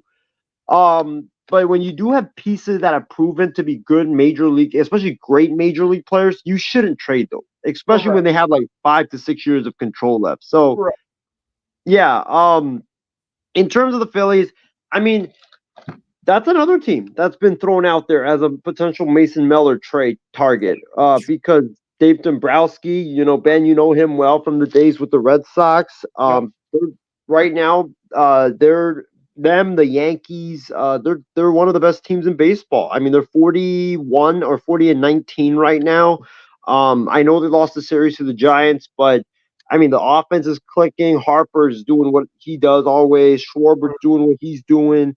Everybody else is doing what they're doing, except I would say Nick Castellanos. And remember, they're doing all this without Trey Turner. So wait till Yep. he gets back and he makes the lineup even more potent. Right. Um, And that's not to say that they're probably get some stuff, probably get a guy maybe at the trade deadline too. Like that could be out there. I mean, I mean, do they need a third baseman right now? they The have Phil- Alec Bohm, but he's good offensively. Defensively, he is not that good. give me Ryan McMahon. He might be out there. Imagine you put Ryan McMahon essentially in that lineup. Ooh, yeah. He's one of the But most underrated third basemen, I think, in baseball. The reason why nobody talks about him is because he's on the freaking Rockies. So, exactly. yeah. But also, like, I think for the Phillies, I do think their biggest concern is the bullpen because the bullpen has been not as effective this season. Jose Alvarado's the closer, but they've been going closer by committee. They blew a game tonight because I think Jeff Hoffman blew it, and Jeff Hoffman is not a setup man. I mean, he's not a setup man on a championship winning team. So if they're serious about winning a title this year, and they're the best team in baseball. They should be. I would go get Mason Miller. I really would because if you're Dave Dombrowski, I mean, you are the best team in baseball. Like, why not go all in this season and push your chips all in? Especially that everything seems to be going for you right now. So, the Phillies took 2 out of 3 from the Cardinals. Great series. The offense did their thing, but yeah, I think Philadelphia. I think they'll be fine. But like I said, I think on Sports Weekly last week, for Philly, it's not about the regular season. I mean, they can have the great regular season all they want. It's about the playoffs. If they do like last year and disappoint and don't go to the World Series or don't even bring home a title, it's going to be a massive disappointment. Yeah, no, 100% agree. Their expectations at this point in time are absolutely at full on stake. James, I know we don't have James tonight on the program, but he said with his Angels, Angels were swept in Seattle. They suck in last place at 100 losses counting. James, I know specifically you're not with us today, my friend, but trust me, I know how it really feels. Especially without Trout now. I mean, there's just really nothing there over at the Angels right now. And yeah, man, I obviously saw uh, when I was looking at your comic counter protesting, I was I was thinking about specifically, are you talking about protesting with the Angels? Because I don't know if you saw this, Isaiah, the other night at Angel Stadium. The Angels concession workers were actually having protests in the stadium. So yeah, I don't know how if you were gonna say anything about that or you felt about it. But yeah, Yeah, yeah, I that's I I awful. know James, he's part of an Angels podcast network, and Yeah. one of the guys that is part of the network wore a clown mask, or he colored his face to look like a clown, and I Oh, heard that he wasn't able to even get into the stadium. He actually got kicked out, and he did oh, like a, if you guys haven't seen it, go ahead and see it. He did like a whole rant on that network about, like, it was like a 27-minute rant oh, about how pathetic the Angels are. Like, I couldn't believe it. man. I know James probably, he knows what I'm talking about, but yeah, that guy couldn't get in. Ticket, wasted money on that, and then he did like a whole full blown rant about it. It was insane. Damn, I definitely have to check it out. All right, let's go into two things on the Mets. And I know that you guys were talking about that last episode, but I kind of want to retract it and kind of want to talk with you about this. Before we go into one specific guy that's going to be out there in the market and what team should get him, one guy that you definitely know pretty well, and then we're going to finish off our show tonight with a little football talk. All right, and as you the Met thing, which of course I love you to show. Um, I heard you and James talk about this, and I did kind of talk about this on a short video on my other network. Shout out to Empty the Bench as always. But the Jorge Lopez situation, I wanted to talk about this with you because obviously, specifically the Mets are an absolute disaster of where they are right now. With their team, they lost 2 out of 3. No, they got swept. I'm sorry, they got swept by the Dodgers. They split against the Diamondbacks, even though that I thought they should have won at least 3 out of 4 games. But that's the Mets for you. Their bullpen is just an absolute disarray. Edwin Diaz is currently on the shelf right now. He's just not been the same guy. So obviously that's a massive thing not to have a healthy Edwin Diaz currently. Their offense has been a very up and down, very shaky. But the Jorge Lopez situation, I think, has been the reason and the top of the cherry of the Mets organization in one word. And that is an absolute disaster on full ends. Um, Obviously, Jorge Lopez got his wish because after specifically he got DFA'd, and Mendoza and their organization was not having it whatsoever. But for those that don't know about this, and I'll kind of talk about this on my show real quick, is Jorge Lopez was a former reliever on the Mets, and the game I believe on Wednesday argued with the umpire after I think a ball call or something like that. I don't remember, but he got tossed from third base umpire after some choice words. He walked back to the dugout. Definitely was kind of throwing himself a temper tantrum, walking back, and he got so mad that he threw his glove over the dugout into a fan's hand, which by the way, that fan was a Yankee fan that wasn't even a Mets fan, which makes the things even like more hilarious to kind of come out of it from not a Mets standpoint of view. But then after the game was over, they obviously interviewed Lopez, and he obviously said some choice words as well after kind of the choice words that he had on the field. And he said that I was playing on the worst effing team in baseball. And of course, a lot of backlash happened. A lot of people are kind of backtracking in terms of the comments. But regardless of the fact, you got DFA'd about an hour or two after. And yeah, so that's where the Mets are right now. And currently with the Mets as well is, according to Bob Nightingale today, in his bookmark article notebook, which by the way, Isaiah, check it out. I know that Bob Nightingale's not the greatest guy, but he does have some good stuff here and there that I'll look about, because the last couple of years he's been credible on some stuff here and there. Obviously not great. Obviously trust guys like Paston, Rosenthal over them. But this one is kind of not surprising, the one that he mentioned. And he mentioned that Pete Alonso, um, Adam Ottavino, Harrison Bader, Starling Marte, I mean, they're going full on fire sale, which, I mean, with all the money that they essentially have made in the last couple of years, they have to make a decision. Alonso's obviously going to be a free agent this offseason. They got some guys specifically that they're going to have to keep around and have to make some tough choices. The only two guys specifically that aren't on that list that I read today were Brandon Nimmo and Francisco Lindor. But I think every other guy specifically that has some value to the Mets is going to be either gone or traded. There's a traded or essentially going to be a free agent this offseason. Some team is going to pick them up. So I want to ask you, obviously, the two things: the Mets fire sale and some guys that they should move on from, some guys that hopefully they could keep. And then obviously the Jorge Lopez situation, because obviously it's a massive thing, of course, around me right now in the New York metropolitan market. A lot of Met fans are just, it is not pretty. Let's just say that. Yeah, let's talk about, I mean, let me talk about the Jorge Lopez situation right now. It's just another case of the Mets being the Mets. I mean, the Mets have honestly turned into the worst organization, not just in baseball, but probably in all of sports. I mean, remember what bad with the Knicks from a couple of years back before they got their stuff together, where everybody was just laughing at them, like they had literally like the worst things to ever happen. They throw Charles Oakley out of the Garden. He was seen like getting literally dragged out by police out of the Garden. It was crazy.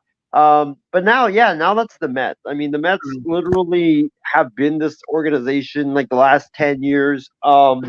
You know, I freaking believe I forgot what it was. It was like a story where there were two stories when Mickey Callaway was the manager, where he was so mad at, or Steve Cohen was so mad or whatever, that after a loss, that him and Callaway had a meeting and he just cussed him out during that meeting, and Cohen reportedly threw a chair and it almost hit Callaway from what I saw.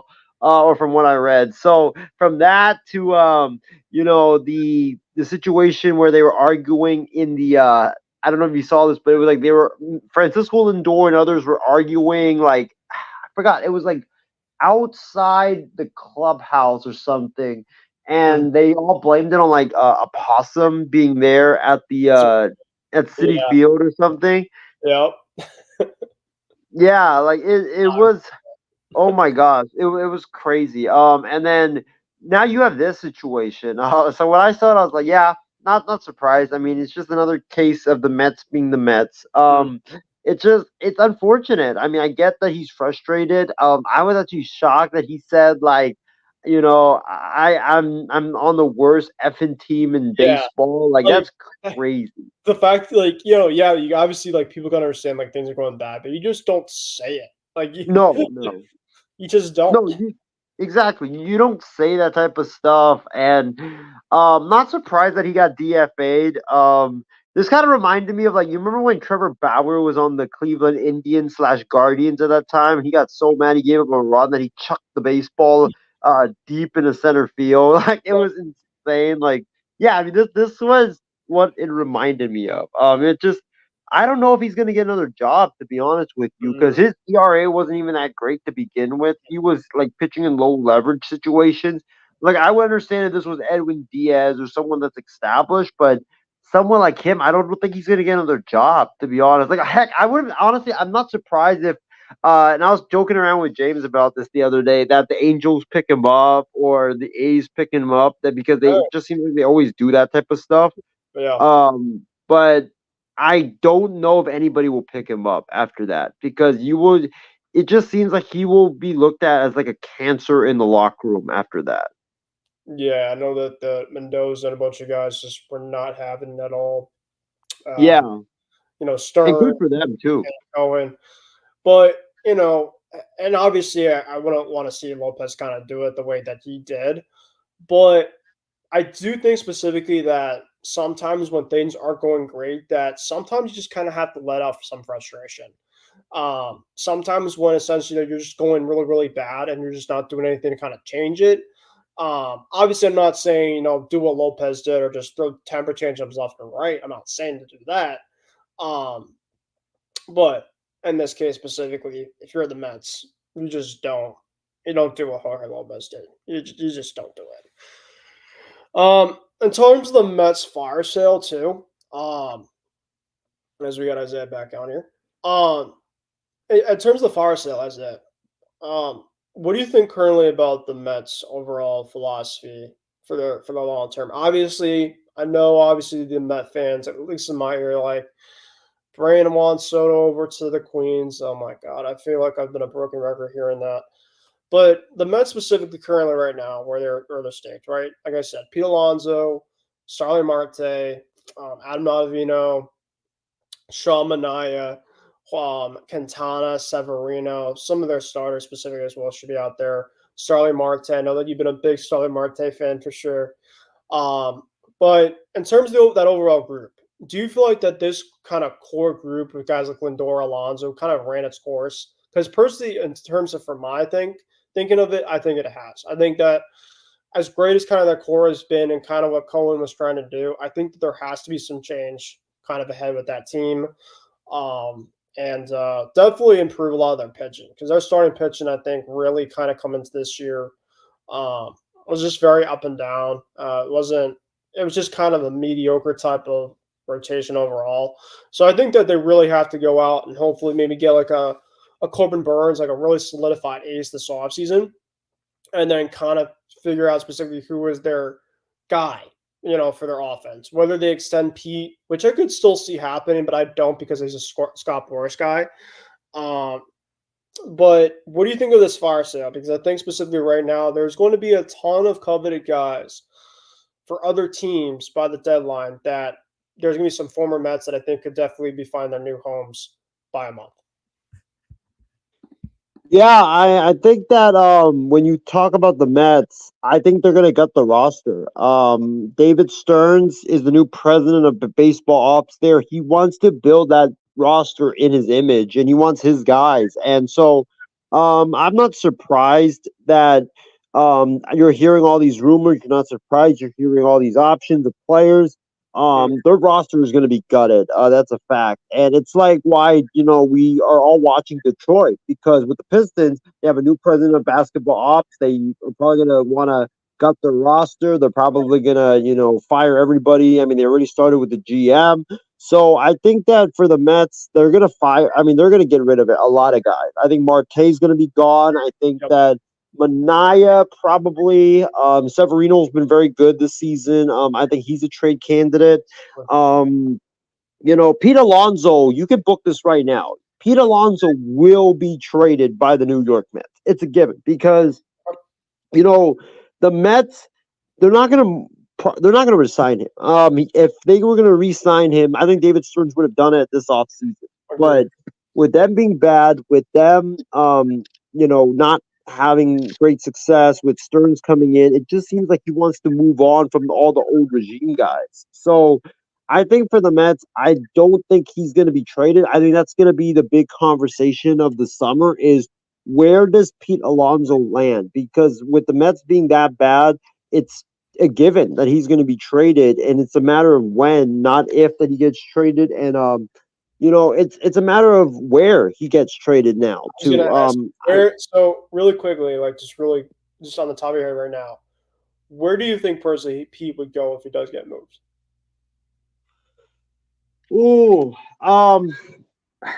I think a lot of teams could use him. There's a lot, but I got one team I think that makes a massive ton of sense that I don't know if you're gonna have, but I'll definitely have. Okay. I was thinking this is crazy, Ben. How about the New York Yankees? I've heard that in the past.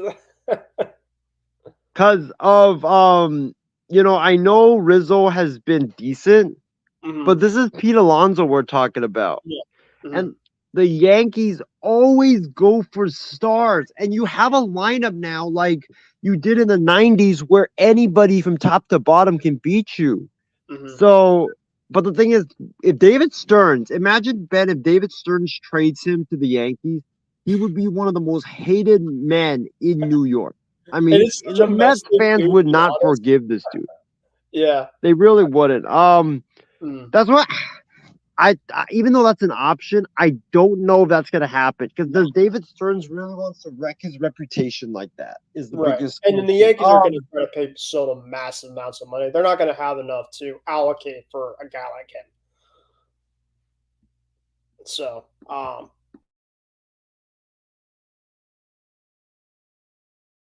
As looked like we lost Isaiah again, but yeah, I mean that Yankees Alonso type of scenario, man, that would got me for sure.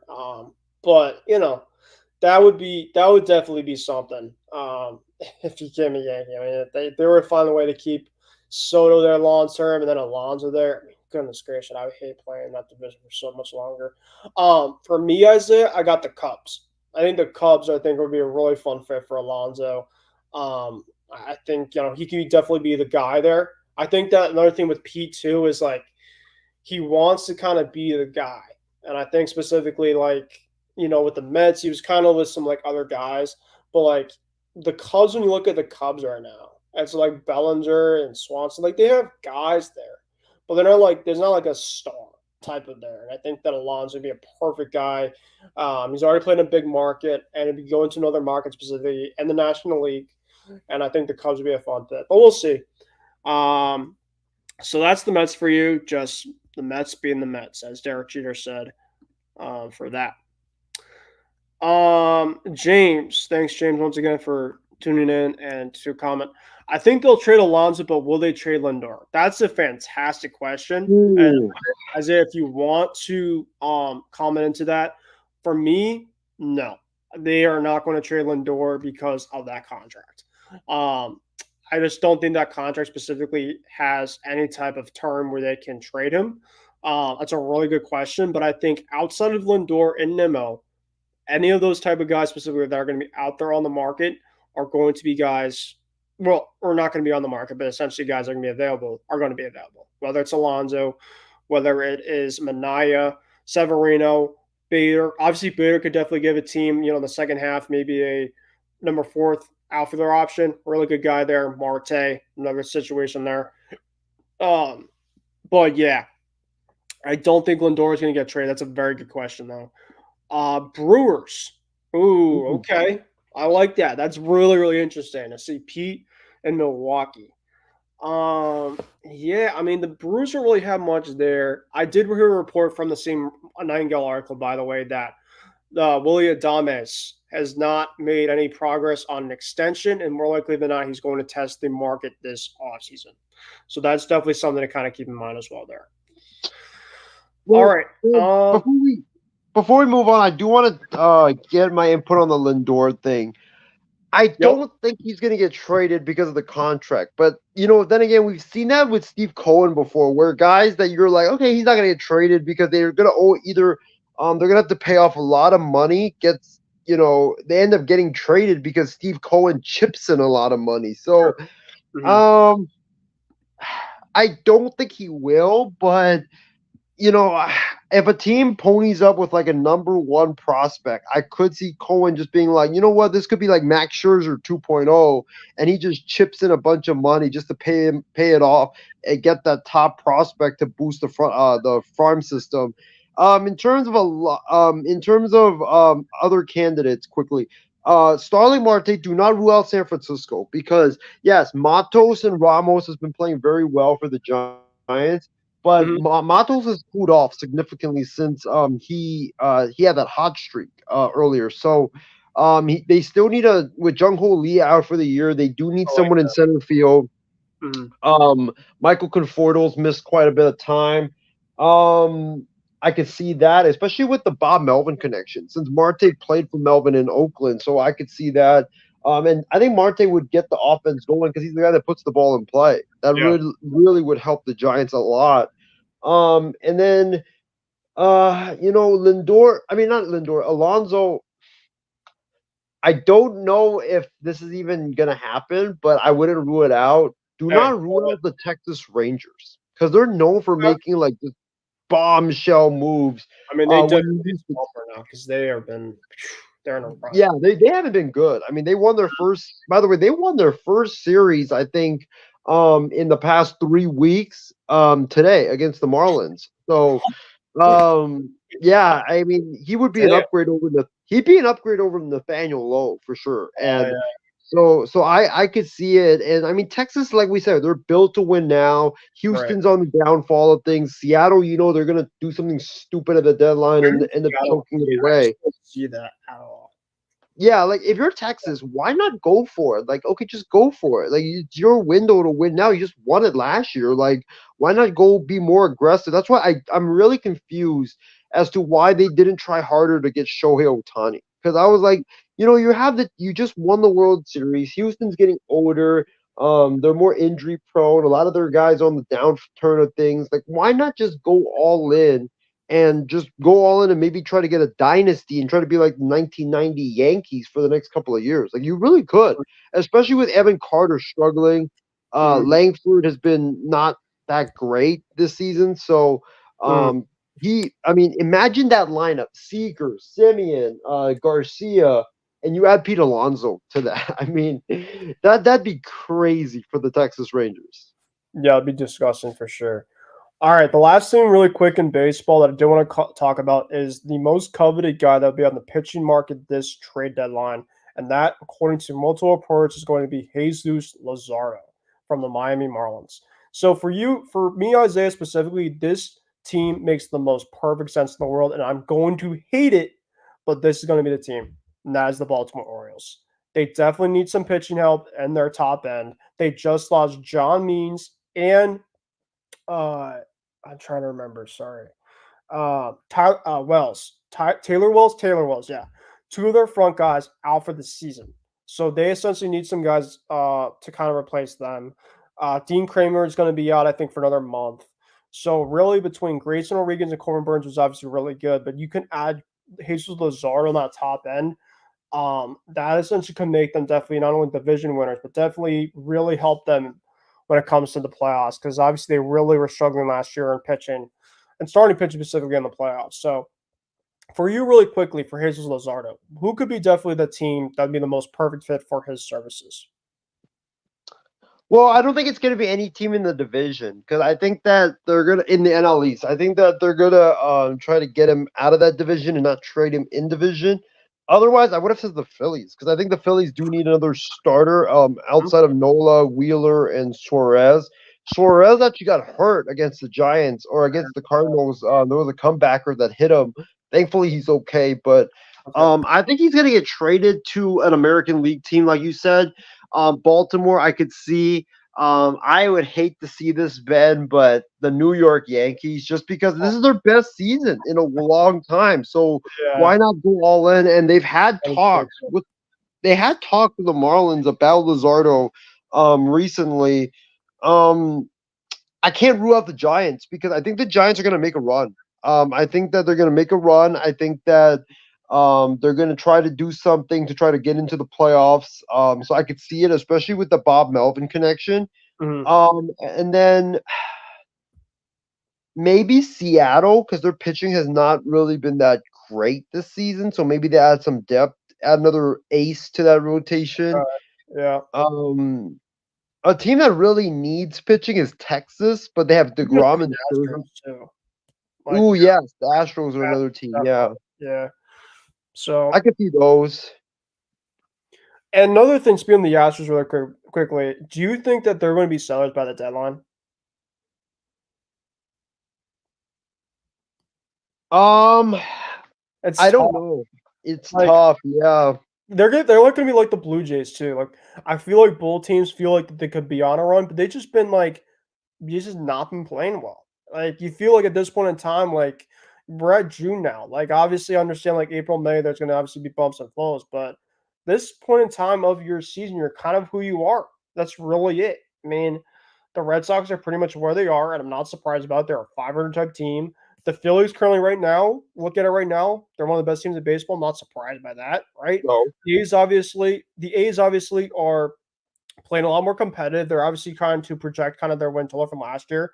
That's not surprising, right? The Angels obviously currently where they're constructed. No, sorry to you, James, but they weren't going to be great regardless if they had Trout or not, right? So you are who you are, right? So that's what I'm thinking about. I'm like, if the Astros were a seller, think about the amount of guys that want Kyle Tucker right now, who's essentially Ooh, leading yes.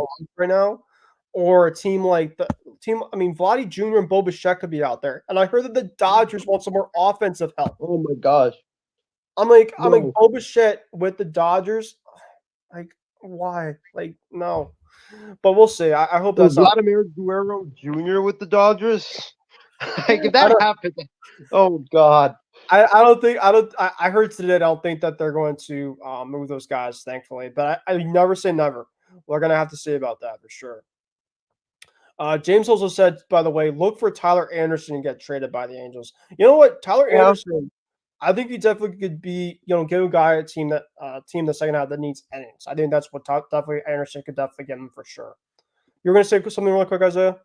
If the thing with the Astros is I'm not surprised that they're struggling because when you look at them, right, like Verlander, we all knew everybody was like, oh, Verlander is gonna keep being good, but Father Time is undefeated for a reason. I mean, Sure. now you see it like Verlander's not the same. I mean, he wasn't the same when he got traded to Houston last year. Like he was decent, but he wasn't like that great.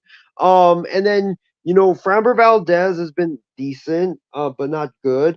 And then you look at the other guys, like it goes back to what we were saying about banking on prospects. I mean, Spencer Hunter Brown was supposed to be really good for them, was supposed to be another ace, but he hasn't really lived up to the hype. Spencer Allegretti's been inconsistent. Luis Yeah. Garcia's hurt. Like Urquidy was not great already. He's hurt. Lance McCullers Jr. gets hurt all the time. And then you just look at the offensive players. I mean, Altuve, Bregman, those guys, like they've been great for so long, but Yeah. there just comes a time where, yeah, it's time like they start to decline, and we've seen that Bregman with could be Bregman. traded by Like the Alex deadline. Breg, isn't Bregman hitting like 220? Is it or I'll look it up 210? right now for you. Let me see. And Jordan hasn't been that great this year too. He's been up and down. Let's take a look at the Astros currently right now. I know like team wise. I mean, look at the team average for the Astros right now. Batting average, they're batting 259. They're 72 homers, so they're still obviously hitting the long ball. Their slugging obviously is at 415. They're okay. So Jose Abreu, Isaiah though, you want to hear something with Jose Abreu, who Yeah, they paid a lot of money for, by the way. He's batting 119, a 167 OBP with a 167 slot. Just talk about specifically an awful situation for Jose Abreu right now. Altuve's batting 292, which isn't bad. Um, yeah, James also looked like he put something in. Hader's been awful. Yeah, he has not been good, and he's also been showing the past of the postseason he has not been great. Let alone if they get there, which I don't think they will. And it's really been Kyle Tucker. I mean, Jordan obviously he has right now 11 homers, not bad, 283. Bregman right now Isaiah is 224. That's his average. So he's definitely been sliding for sure. He is hitting the ball a little bit better recently though, so I will say that. But he's going to be a free agent this offseason, and I definitely expect him to be moved at some point. I'm not sure well, where. well, Ben. Here's the interesting part. If you're the Astros, let's say the Astros miss the playoffs. Does Joe Espada go one and done? Because all that That's tough. expectation, and for you to not only not win, remember they went to the ALCS last year. For you to not even get Mhm. back, for you to not even make the playoffs, I could see it. I didn't like the hire to begin with. I thought really the Astros, like I get like continuity and everything like that, but I Mhm. really thought what Houston needed was another like big time like veteran manager. It's why I think that it reminds me of the Lakers hiring Darvin Ham, where it was like it made no sense from the start. You don't hire a rookie to coach a championship team. Those rarely work out. So that for me really puzzled me, and I could see it. And to be honest, this might be a crazy hot take, Go ahead, man. but I'll I listen. honestly, you remember when the Yankees lost to the Astros, right, back in 2017, and then all the controversy that happened. Yep. Wouldn't it be funny if that manager for the Yankees that was there ended up managing the Astros in Joe Girardi? Like, that'd be such hilarious if that ended up. Oh, and here's another thing. Alex Cora is a free agent this offseason. Yeah. Could he go back to Houston? Because there's talks I'm about gonna that. hate And it. oh god, Well, the Dodgers really right now too, because if the Dodgers currently has their contractor right now, they don't go to the World Series with all the money that they spend. I know it's deferrals, but still, with all the money that they had, I mean, they have no excuse to not be the World Series this year. Just with all the money that they spent, you look at them and the Yankees, who, by the way, sorry, they're going to be both be playing this weekend, potentially in a World Series potential preview. I mean, you talk about must-watch TV in baseball. Watch this weekend with the Dodgers Yankees. I mean, goodness gracious, that's Yes. crazy. We'll talk about it probably later in the week because I do think we'll have a show before. I probably like the day or two after the NBA Finals. I think we'll talk about it from Game 1 or something. But yeah, I mean, those two teams. You talk about expectations at an all-time high.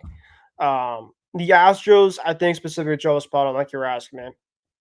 I don't think so. I think probably after the second year, if things kind of are like this, um, I think he'll be going to be fired. But I think that they're probably going to kind of wait it out at least after that first year.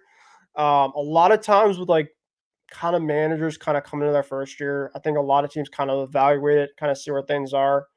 But it's really that second year. If I feel like Mm. specifically if things got really, really bad though, I think like if they were in like, I don't know, like last place and if they were really, really out of it, then maybe we could have a conversation. But I think it's more just like there's some guys specifically just in their core just not performing enough and they've just been battling Yeah. consistently, with the injuries, especially on the pitching side. So it really hasn't been all on him. I just think they really just haven't found their groove, and it just might not be enough, given the stake of some other teams that have been He really just been. isn't. The problem with Espada is that he seems like a bench coach. He's not emotional. He doesn't have that fiery to him, and that's I think what's really missing is at least with Dusty, he can motivate guys, he can fire up the guys.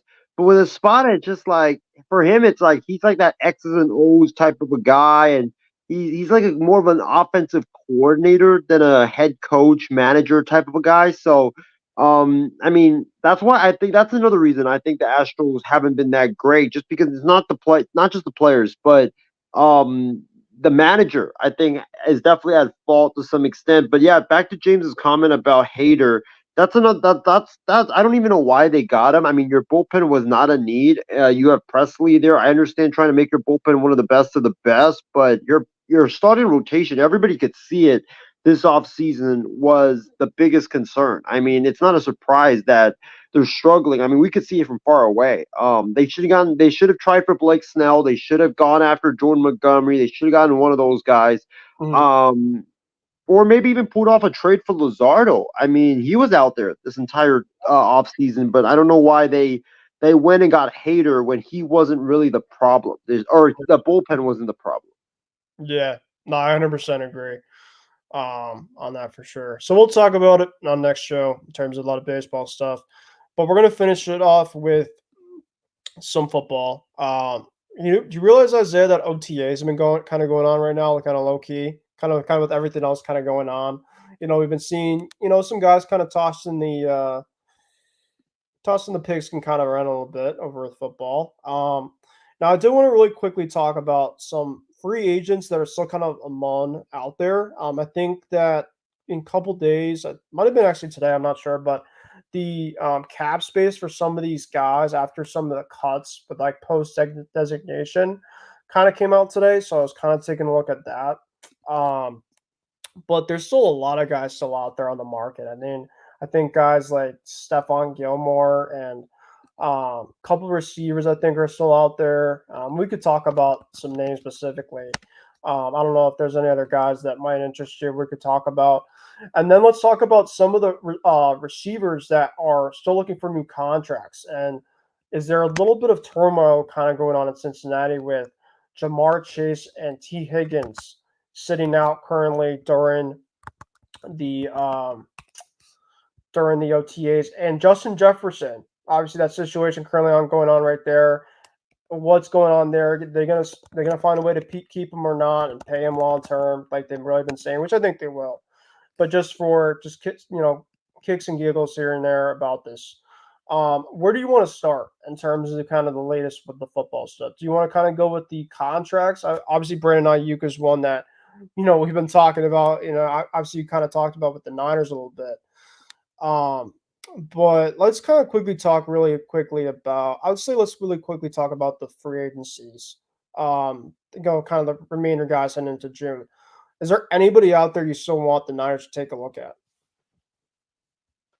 Justin Simmons, because Okay. I don't trust our I mean, I don't trust our safety group right now. Talanoa Hufunga's coming off a torn ACL, and we know a lot of times, a lot of these athletic safeties, once they tear their ACL, they're just not the same. They don't got enough, like they don't got the pop. They don't have that athleticism anymore. So I could see, and then they have Brown, who is a second-year player who didn't really play much in his rookie year. He only played the Super Bowl, but that was about it. He was a backup last year as our safeties, and I think that that's a concern because now when you think about the Niners, they're a Super Bowl contending team. They're like the Yankees. They have all these star power, but they just haven't gotten over the hump. So I think that they need to get a veteran in there to help out. I think Justin Simmons for the right price would be absolutely amazing. Him next to either Hufunga or Brown would be great for the Niners. And then you can have either Hufunga or Brown, the loser of that, the one guy that doesn't get that starting slot, be a backup. And that'd be really amazing depth for sure. So I think Justin Simmons is definitely one guy I'm looking at. He can still play. He's a very, very young guy. In terms of the others, as Ben, I see you said, yeah, the Niners have a $17 million. To, I think, I don't know who put this out. I think it was overthecap.com. There's another thing, so I just copied and pasted. Just want to switch really quick. Yeah, 25 million. They have 25 million in salary cap space. I mean, go get one of these veteran safeties. I mean, he's available. I think Stephon Gilmore is available as well. Yes. Yeah, and David so Howard is still out there too. yeah, Xavier Howard's another one. I could see. Isn't Micah Hyde available too? But he's been injury prone, so Yeah, I, I don't know. yeah, I would say if I'm the Niners, I'm going after Justin Simmons because he's proven he can ball. He can still ball, and he's a ball hawk, and he's a guy that would definitely fit in very well with that defense. So yeah, I'm just looking at the top 20 remaining free agents out there, and I'll go through kind of 20 through one really quick. If you want to stop me throughout it, by all means, go ahead. But number 20, we got Kareem Hunt. He's out there. Number 19, we got DJ Humphries, offensive tackle. He played with the Cardinals. 18, we got Mason Cole, the center from Pittsburgh. He's out there. Let's go to number 17, David Bakhtiari, Isaiah. He was cut by the Packers. He's still out there, which I'm kind of shocked about, but he's had some injury problems in the past. All right, number 16, Micah Hyde. Yep, like you mentioned, Micah Hyde is still out there. Wouldn't be opposed to him maybe getting cut. Michael Thomas is out there right now. I don't know how you would feel about him. I don't know who would take Michael Thomas, but he, I think specifically this could be kind of a low risk, kind of high upside type of thing. I've really been a Michael Thomas fan. He's just never been healthy consistently. So the best fits actually for Michael Thomas on the Bleach Report right now. You want to hear the two teams for Michael Thomas? Go ahead. The Denver Broncos are one of them, and the New England Patriots. Because the Patriots they have some like young receivers, but they don't have really the guy. And, you won't have to cost the bank for him either. So that would be kind of interesting if Michael Thomas kind of had like a 1-year type of thing with the Pats. Number 14 is one of James's old friends, the Raiders, Hunter Renfrow. He is still out there on the market. I think would love him on the Niners, to be honest. Yeah, I mean, little slot receiver to go in Shanahan's offense. I mean, it would be a crazy combination. Mm-hmm. And of course, one of the best fits because the Patriots love their white guys, specifically at receivers. He's one of the Patriots guys right now, and the Saints are another fit for him. Emmanuel Ogbah, okay, he's still out there. From the Dolphins, he's an edge guy. The two best fits for him right now, according to Bleacher Report, are the Saints and the Eagles. Those are the two teams currently that have the fits for him, which I could definitely see. Number 12, safety Jerron Kearse from Dallas. He is currently out there on the market. Yeah, that's definitely kind of an interesting one out there. The Giants and Commanders are the two teams that have currently the best fits for him. Number 11 is Jamal Adams from the Seattle. I don't know specifically who wants Jamal Adams. He actually used to be one of the best safeties in the league. He's definitely kind of cooled off, though. One of the best fits teams, Isaiah, is the San Francisco 49ers, according to Bleacher Report. So I don't know how you feel about that. Absolutely not. He would be a distraction. I mean, he'd be a cancer in the locker room. Like Yeah, he can still play a little bit, but he's been so injured, and he's just been. I mean, the guy's been like such a distraction in the locker room. I know, like him and Geno Smith got into a fight. mm, When he was with the Jets, him and Geno Smith got into a fight with the Jets. So yeah, he's just been like a pain in the ass. So I definitely not for me. I don't blame you. Number 10, we got Yannick Ngakoue. That guy can still ball, man. A really good guy off the edge for anybody that needs some edge help. The Ravens and the Raiders. I feel like the Ravens have been Ngakoue kind of their match, kind of mid in heaven. I feel like he's already played there here and there. I don't know. The Ravens just love their defensive ends though. Number 9, we got offensive tackle Charles Leno Jr. from the Commanders. He could definitely give experience to a team out there. Number 8, Calais Campbell. He's still out there. I don't know, Isaiah, how you like Calais Campbell. Because I know Ooh. that Armstead just got caught. The Niners creating their defensive line right now. Do you feel like you guys might need a guy like Campbell maybe in there? I mean, it wouldn't hurt because he would provide Yeah, depth. But I mean, you have Bosa, you have Leonard Floyd, who they signed this that's offseason. yeah. They did get I forget his name. They traded for this defensive tackle from the Texans who is supposed to be really good. Oh, Oh, okay. Malik Yeah, Collins. Yeah, I think that's his name. He's a beast at defensive tackle. So I would probably say, I mean, it's good to have depth. And he would make the Niners defensive line, which is already scary good, even better. But um I mean, he unfortunately he didn't do a lot for the Falcons last year. I didn't even know he was on the Falcons until I searched it up. That's how that's how irrelevant he was last year. But I would probably say, I mean, yeah, like he could be like a sack artist, but I mean, I don't know how much he has left in the tank. I agree. The 2 fits actually for him on the list were the Ravens, who he played with in the past, and the Bengals as the other team that had him, which I could definitely see. I feel like Campbell could definitely go back to the AFC. Number 7 is Ryan Tannehill. He is still out there. Um, Now, for me, I always had the fit with him as the Jets because if you look at last year, for instance, if Rodgers goes down, who's their backup, right? Um, and so I think he's a Jet. The best fits for Ryan Tannehill and Bleacher Report right here, Isaiah, are the Patriots, I guess, but they have Jacoby, and if May somehow starts, which I think is very, it could happen, right? Why would Tannehill want to come to New England? I just don't see it. The Steelers are another one, and they got Justin Fields and they have um, Wilson. So I don't see those 2 fits at all. And you have Um, Zappy too. yeah, we still got your guys happy. You have like 4 quarterbacks, I think, on your team. You have Yeah, Joe Milton as well. we got Milton, yeah, there too. So I don't know why, I did hear that Zappy is right now taking, I think, in OTAs third series right now, or actually 2. I don't know. But he's still kind of slinging it right now. We'll see. Milton, I think, is going to be a lot of fun though.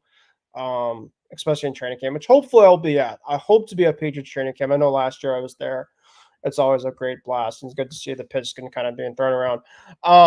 Do you think about Tannehill going to the Jets as well? The only problem with the Jets is that Tyrod Taylor is there That's now. right. So I forgot about that'd that. be tough. Plus, they also got that injured quarterback. I forget his name from Florida State that got hurt really badly in one of their games. They still have DeVito too. Yeah, they do have DeVito. So They yeah, signed DeVito? Really? huh? Oh, they signed Tommy DeVito? They still have him. Yeah, I don't think he's Oh, left yet. I didn't even DeVito. because I thought he was on the Giants. That's why. Yeah, he's on the Giants. I said for Tannehill. Oh, you're talking about the Jets. I'm sorry. Oh, I thought you said the Jets. Yeah. Yeah, for the Jets, I wouldn't like. I think I mean they have Tyrod. I personally would have gotten Tannehill because I think he's a better fit. Yeah. But you know, for the Giants, I mean, don't the Giants have Daniel Jones and Drew Lock? I mean, that's gonna be a Drew Lock, very yeah. Gary Lock which by the way, he can start. There's potential rumors that it could be starting. Well, So, I man, feel bad for Brian Dable because imagine like your coaching career, your head coaching career is depending on Drew Lock or Daniel Jones to help you win games. Like, yeah, oh God. RAP. Um, Let me ask you this with Tannehill. How about Commanders backup? What's Commanders backup like right now? Their situation, because I know they have Jaden Daniels. Uh, Ooh, what is the Commanders backup like?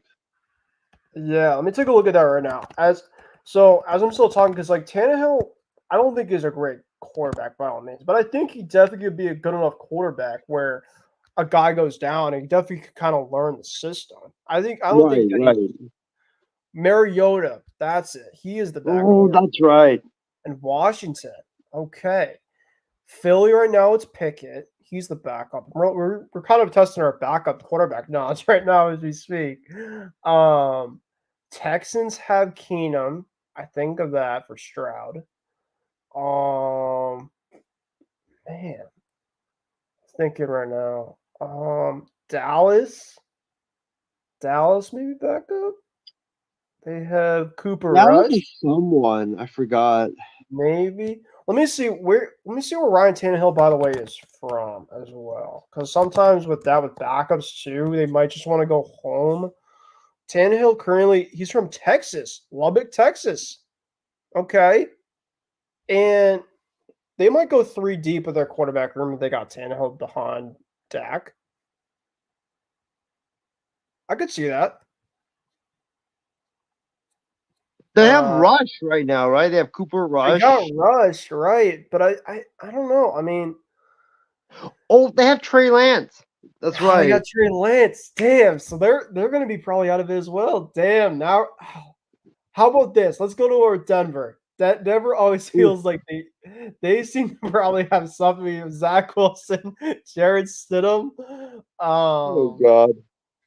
they could try to see if Tannehill could go and try to compete for a job there. Yeah. I don't know how James would feel about him trying to look at the Raiders with obviously Aiden O'Connell, but I don't think that Um, would work. Aiden O'Connell Oh, and Minshew and Tannehill quarterback competition. yeah. Oh, All right. Well, we'll figure out a place probably after we get off the air here. But let's do the rest of them really quick before we'll probably call it a night here as well. Patrick Peterson is number 6. All right, let's go to number 5. Donovan Smith, offensive tackle. So shocked that I he's think out him there. in San Francisco. Yep. Xavier Howard's number 4. Steven Nelson from the Texans is out there. Isaiah, cornerback from the Texans. He's number 3. Gilmore, number 2. And number 1 is Justin Simmons. So that is the current list of the best remaining guys for agency out there. A lot of guys that are offensive linemen. So anybody that teams that need offensive line help. Not a lot of receivers. Obviously, a couple of guys like Renfro and Thomas. But a lot of offensive line help for sure. Teams that need offensive line and cornerbacks and safeties. So that's obviously something to take a look at. All right, the last thing for tonight we're going to get into is the receivers. I love to talk wide receiver drama. Nothing better specifically. I love to see wide receivers being available, this and that. But let's talk about the Cincinnati situation. I know obviously T. Higgins has requested a trade multiple times out there. I don't know specifically it's going to physically be moved, but we're still only a couple months until the season, and crazy things have happened, before in the past. So between the Cincinnati situation, Justin Jefferson, is he going to get paid, which I think he will be. Obviously, Amon-Ra St. Brown has gotten paid, and Jaden Waddle got paid this week as well. Tyreek Hill is looking for a new contract currently right now, according to reports. So in terms of these latest rumors on some of these guys, and obviously, you've been looking at the Debo and Brandon Ayuk stuff as well. So let's just get into it. What do you feel like the latest is kind of being with all the wide receivers, contract dispute, all that type of stuff? Well, I think Ayuk and I think Debo are gonna stay because the rumors have definitely quieted down since the draft. So I think both of them will stay. And it'd be interesting because I mean Brock Purdy can definitely use Ayuk. That's his favorite target, most reliable target. Debo, I mean, with his speed, I mean next year definitely, or this upcoming season is definitely like a all-in type of season with the Niners. So that's why I think that if they don't win it this year, then I think this team blows up and they keep Purdy and I don't know like who else they keep, but it will kind of break up a little bit. In terms of the other guys, T. Higgins, I don't know. Definitely not. Thank God. Thankfully not Kansas City, because the Bengals would have been utterly stupid to trade him to a rival like Kansas City. And Please. I don't know why. Yeah, like the Bills always help Kansas City. It makes I no know. sense. When we were on the draft together and we saw Yup. him get Xavier Xavier- Worthy. Oh my god. Oh my god! Like I remember when I read somewhere that the Bills actually had trade offers from both the Patriots and the Chiefs because the Mhm. Patriots really wanted Worthy. They wanted to trade back up to give Drake May a weapon, and for some reason they went and they took the Chiefs offer, even though the Chiefs have been like their biggest rival. Like it makes no sense. Like it honestly doesn't. Like I don't know what the Bills are doing. Like it just doesn't make any sense. And then to make matters worse, they trade Stephon Diggs to the Texans and give another rival a huge weapon to help beat Buffalo. Like, what are you doing, dude? Like, it makes no Mhm. sense whatsoever. But yeah, I think that T. Higgins, I don't know. Like, Yeah. if Jacksonville could have been a team had they not signed a bunch of players this offseason, you know, I'm trying to think off the top of my head. Panthers. Minnesota, maybe as a number two behind Jefferson, maybe. That'd be sick. I don't. That'd be I know the disgusting. Jets are looking for someone. They need another receiver, Oh yeah. but you've Well, got think too much about this money for already Raiders tied right now. in. Monte Adams. I wouldn't rule out a Mm. potential trade by next year with them. I still want it because I think that he's going to be a free agent. I think in a couple of years. No, Devontae. Yeah, I keep thinking Devontae's gonna end up, getting back with Aaron Rodgers. Like I don't know why. Really? I think I feel that like he's gonna end Let's look at his because contract right now. look at the quarterbacks he's playing with. I mean, you're literally gonna have. I mean, like you thought Jimmy G last year was bad. Now you're gonna have freaking Gardner Minshew or Aiden O'Connell throwing you the football, and not to mention Okay. your offensive coordinator Luke Getzey loves throwing the screen passes. So Yep. good luck, Devontae. So I just look at his Devontae's contract. He currently has a opt out in 2025 that essentially he can take. Yeah. Wow. Potential opt according to Spot Rack. So that's essentially it's almost like an opt out kind of in baseball. So he essentially, you know, they pretty much have like until 2027. I think his contract is with the Raiders, but there's potential there. I mean, he won't want to get a long term besides that. So we'll see How about about with that. the Saints? Get back with Derek Carr. Okay, I could see that. I like that a lot. But yeah, I mean, obviously with the Jefferson stuff, by the way, I think he's going to get extended. I'm not too worried about that with them. But the Bengals, I mean, Jamar Chase is going to be a free agent next year. I think he's going to be the main focal point. And I think that T. Higgins wants to be the number one on another team. That's, I think, the reason kind of what's going on right now. He had the cryptic stuff. Him and Ayuk really have been the two guys. I think if you're going to look at any guys currently right now that could be on the boot, it's those two guys right now. I think those are the two guys currently, to me, that are the number two receivers on both of their two teams, and they want to be number ones other places. I don't know how you feel about that. I think the Niners need to prioritize, even though I've said I would want to get rid of them. If I had to choose between Debo and Ayuk, I'm choosing Ayuk because I would, Ayuk's a better route runner. Debo is just solely on athleticism. He's not that good of a route runner. And the problem with Debo is once you age, your speed is gone. So I I heard a don't. lot with Pittsburgh still right now, trying to get the Yeah, phone with the receiver, and do you feel like they would pull a trigger on Debo?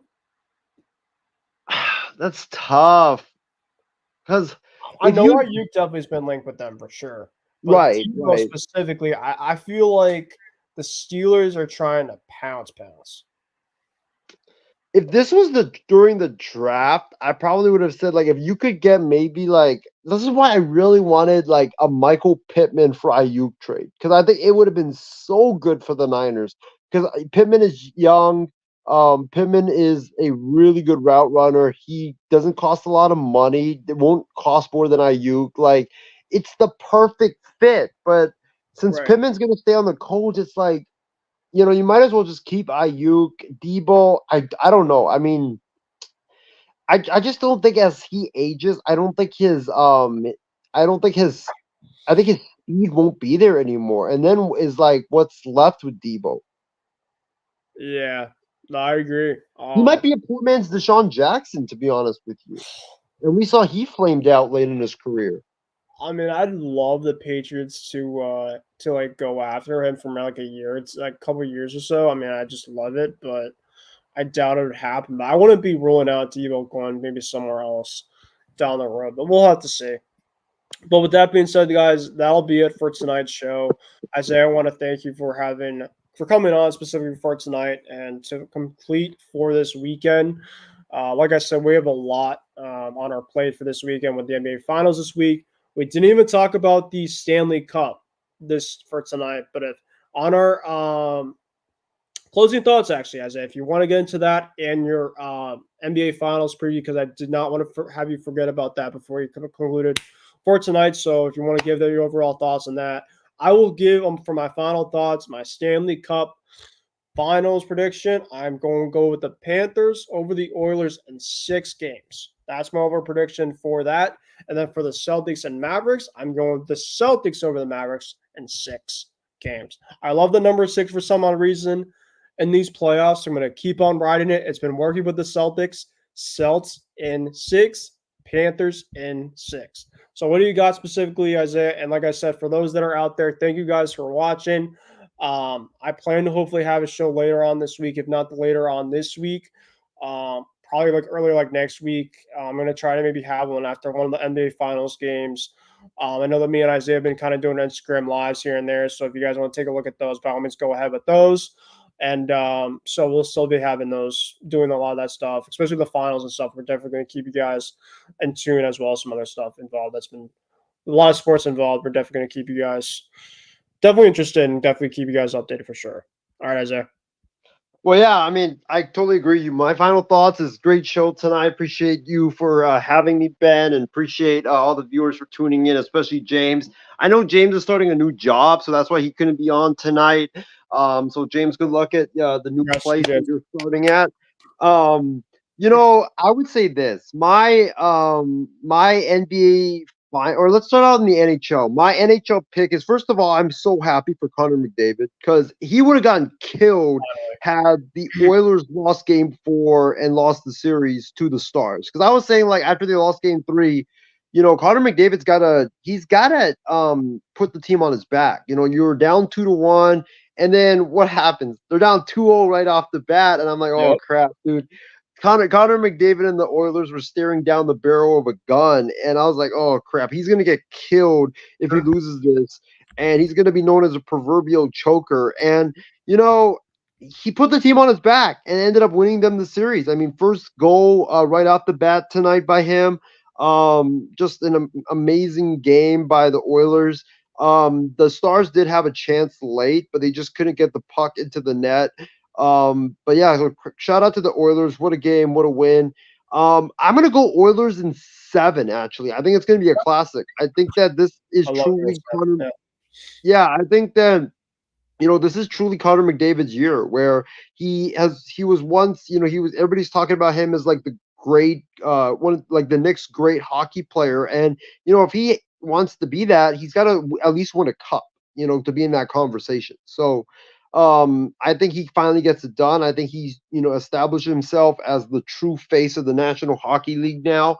And in terms of the NBA prediction, Ben, I'm sorry, but I'm going to go Mavericks in 7. I think it's going to be a great series, but I can't go against Luka and Kyrie. Like they're amazing. They're like Tatum and Brown are great, but Luka and Kyrie are just like LeBron and Kyrie from 2016, and I think you're going to see some superhuman efforts in this series from both of those two. And I know like the Celtics have a better team, but I can't bet against Luka and Kyrie. Like I've gotten been like That's so many times this Mhm. this postseason. So I'm gonna go with the Mavericks in 7 in a classic series game. Like I mean, just imagine this, man. Kyrie Mhm. going back to Boston, Game 7, trying to beat the Celtics and take that championship for them, while Tatum and Brown goes and tries to snap that drought. I Yeah, mean, it would be. You thought Cleveland Golden State 2016 Father's Day Game 7 was amazing. true. Boston Dallas Game 7 at the Garden. Oh my God, that would be a game for the ages for sure. So Yeah. I'm it's tough because I could see Boston winning, but I could also see Dallas winning as well. So They've been a good road team in the playoffs as well too. So like they're just not yeah, afraid of this moment. Um, so yeah, I have less than 6, but like you said, this series is going to go deep. I don't think anybody here um, thinks otherwise. I mean, there's a lot of people out there. I don't think it's going to be a sweep, regardless of either way. I think it's going to be, like a typical series. It's going to be very up and right, down. And I would hate, because obviously people are saying the narratives like, imagine if Kyrie or Luka goes down or whatever. Like no, like you play who you yeah, play, and obviously this is going to be the finals. And for the Celtics, there is no excuse. No excuse right, specifically. You're the better team specifically. Because Isaiah, I know that you've obviously been talking about a lot of teams are going to do a lot of moves this offseason, which of course is going to happen. But you don't get many chances to get here. You're essentially when you get to this certain situation, especially with the team that you have, the last thing you're going to want to have specifically is you fall short for the second straight time with Luka. I mean, I'm sorry, Luka, with Jason and Jalen and their second finals and falling up short specifically with this team overall better than the team that they had before, and you still just can't go over the hump. So this is just a massive thing more for the Celtics. Not saying it's not for the Mavericks, but this is a massive thing for the Celtics because they've been here. It's just all about getting over the hump. And yeah, until proven otherwise, there's so many other people that are not Celtics fans out there. They're just not going to trust them specifically to finish the job until otherwise. As great as the team has been, so this overall, and I feel like a broken record. Saying it's kind of with your Niners, right in a way in terms of the Super yeah, Bowl. Like the Celtics are like right there, like legitimately they're right there. It's all about specifically is just getting over the hump. And I was saying this, I think, before when you were on the air currently at the moment in time. I said that the Celtics, as much as more people want to talk about, of course, the guys getting over here and there. I understand that specifically, but especially in the Pacers series where they're on 3 of the games in the fourth quarter and they had to come back. That shows character, and that shows to me specifically that a team like that in the last couple of years, they didn't do that. They never came back from these type of deficits. They never essentially were able to close games out. And I understand the Mavericks have better closers, so I don't think that the Celtics should be in that certain situation like they were against the Pacers, but they at least show me that they can beat you in different ways, and that shows you a championship team right there. So that's why I had the Celtics winning in 6. yeah. But I think it's gonna be like an amazing series, like you said. Also Kyrie and Luke. If this was like a guy that had never been there, I could be like, okay, fine. Yeah, I'm gonna go. I think that he's gonna choke it away. Right. But Kyrie Irving's won a championship. Kyrie Irving's not afraid to go into any arena and to close things out. So I don't know. I can Golden see State, both for sides. instance, remember with their stacked roster that they had down. He obviously made that big three in Game 7. Like you said, 100% agree. He's not afraid. Like he's taken big shots and made them in his career. So I think we're in for an amazing series. I hope Kyrie and Luca, both of them, don't get hurt because we would be robbed of what I think would be an amazing series. Um, but yeah, it's gonna be fun. I can't wait for Thursday, man. It's gonna be the start of something great. And then here's the thing: after the finals, you think the NBA's done? No, because Nope. the draft is typically when you have all these bombshell trades, especially like regarding draft picks that go down. So we soon could learn where Donovan Mitchell is going. We soon could learn where Trey Young is going. We soon could learn if Zach Levine is getting traded. I mean, you could see so much freaking movement this year in the NBA. I think the Celtics actually before the draft, they actually traded Porzingis or traded for Porzingis. So Mhm. last year, and I think that's when the Chris Paul trade went down. So I think Yeah. that you're going to see a lot of movement this year. I cannot wait for it. Like I said, I can't wait to see what the Lakers do coaching wise, and also Mhm. what they do in terms of free agency and trade. So I'm looking forward to it. And plus, end of June, I'm gonna be going to Vegas, and I still cannot believe I'm actually gonna be Oh doing man. this. I'm Yeah. actually gonna be attending the NHL draft. All right. Um, yeah, I literally only know one player, and that's about it. So, All right. um, what's crazy about this draft, Ben, is like normally like every year during the draft you have a red carpet, right, where the fans Right. can go, the players walk onto the red carpet, and then before they go in, they take pictures. Like fans can get pictures with them, and this and that. I feel so bad for the players because, like, imagine this is in Vegas. Like, I understand if Mhm. it's in Nashville or whatever. This is in Vegas. It's gonna be outside. It's gonna be 100-degree heat. You're walking around in the heat and the humidity with a suit on, taking pictures with fans. Like, if you haven't been to Vegas, like in the summer, you step out for like 5 minutes, you go back in, your whole shirt is drenched in sweat.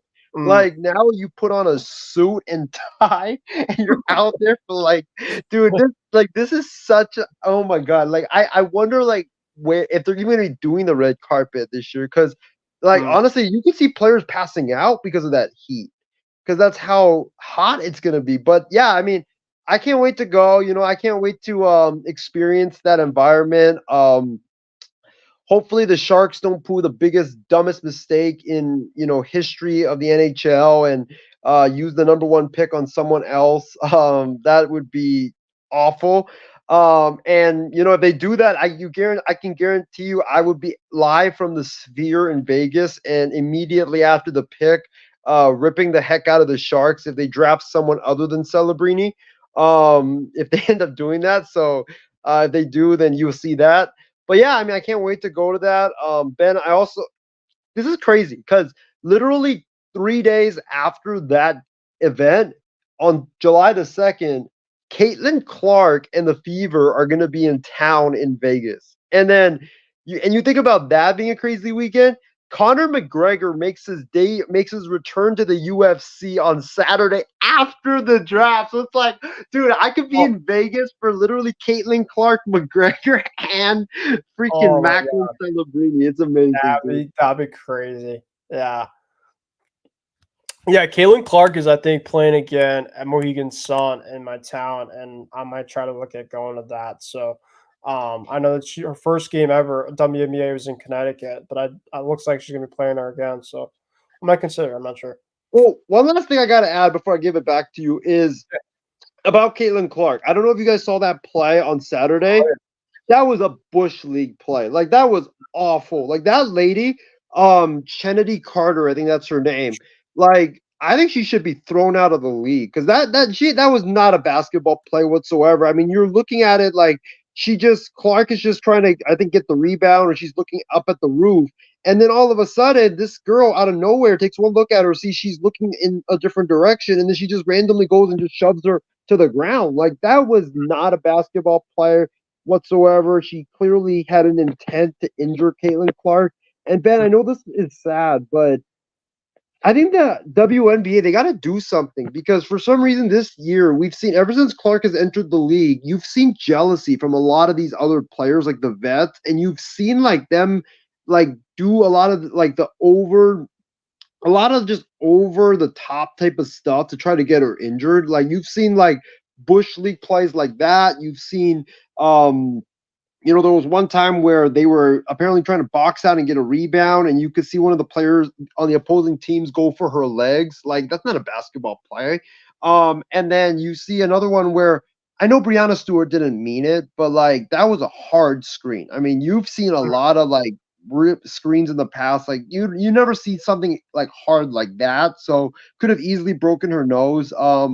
So I would say that I think the WNBA, they got to put their foot down and stop this. Like I honestly would not be shocked, Ben, if like there's a bounty system for her right now because of how much jealousy. Like you just see it. Like there's just a lot of BS bush league stuff that's going on, and they got to put their foot down and do something. Like, or she's gonna get seriously hurt. No, I 100% agree for sure on that. So, all right, that'll be it for tonight. Like I said, make sure guys to follow Kicking with Kruse if you guys like the show and just shows in general on YouTube, on Twitter. Like I said, my Facebook currently with the IM6 is kind of up and down right now, so keep in tune for that. But also with that, if that is working, I'll just put that stuff there on YouTube. I know on Facebook. I'm sorry, YouTube, of course, as well. Isaiah, obviously, the Sports Weekly stuff, definitely get some, probably doing a batter up pretty soon. So all those definitely shows on the network as well. Make sure to tune into that. Looks like, Isaiah, you have something else to say really quick. Yeah, we may be doing believe it or not, and I don't know if how my phone's gonna be during this, but we may be doing a live draft show from the NHL draft for Face Off. So we may be doing it. I don't know. It depends on how the connection is there in the Sphere in Vegas. But yeah, I might be able to react live from Vegas to some of those picks as they come in. Well, that'd be pretty cool. I will be going to the Tom Brady ceremony at Gillette Stadium for his Hall of Fame in 10 days. So that'll be one of my favorite things, and I'll be looking forward to for that. I'll make sure to put some stuff on this network and some live reactions on that stuff as well. So that for ado, guys, thank you for joining alongside Isaiah here. This has been Kruse. You guys have a great rest of your evening and to finish off this great weekend. Hope you guys have a great rest this week. We got a lot of stuff in sports to look ahead of. And with that being said, guys, we will see you guys next time on Kicking with Kruse. Until next time, have a great night. Oh my God! Take a little go from the two. Toss sweep one for James White. Cuts it under the right arm. Cuts it upfield. Driving forward. Diving to the goal line. A touchdown and a title for the Patriots. I can't believe it. Play clock at 5. Pass is intercepted at the goal line by Malcolm Butler. 45 remaining. Tatum drives down and throws it down. Bases loaded. 2 out. Hard hit into right. Back at the wall. Tie game. Big Puppy. No icing. For the first time in 39 years, the Boston Bruins have won the Stanley Cup. Anything's possible!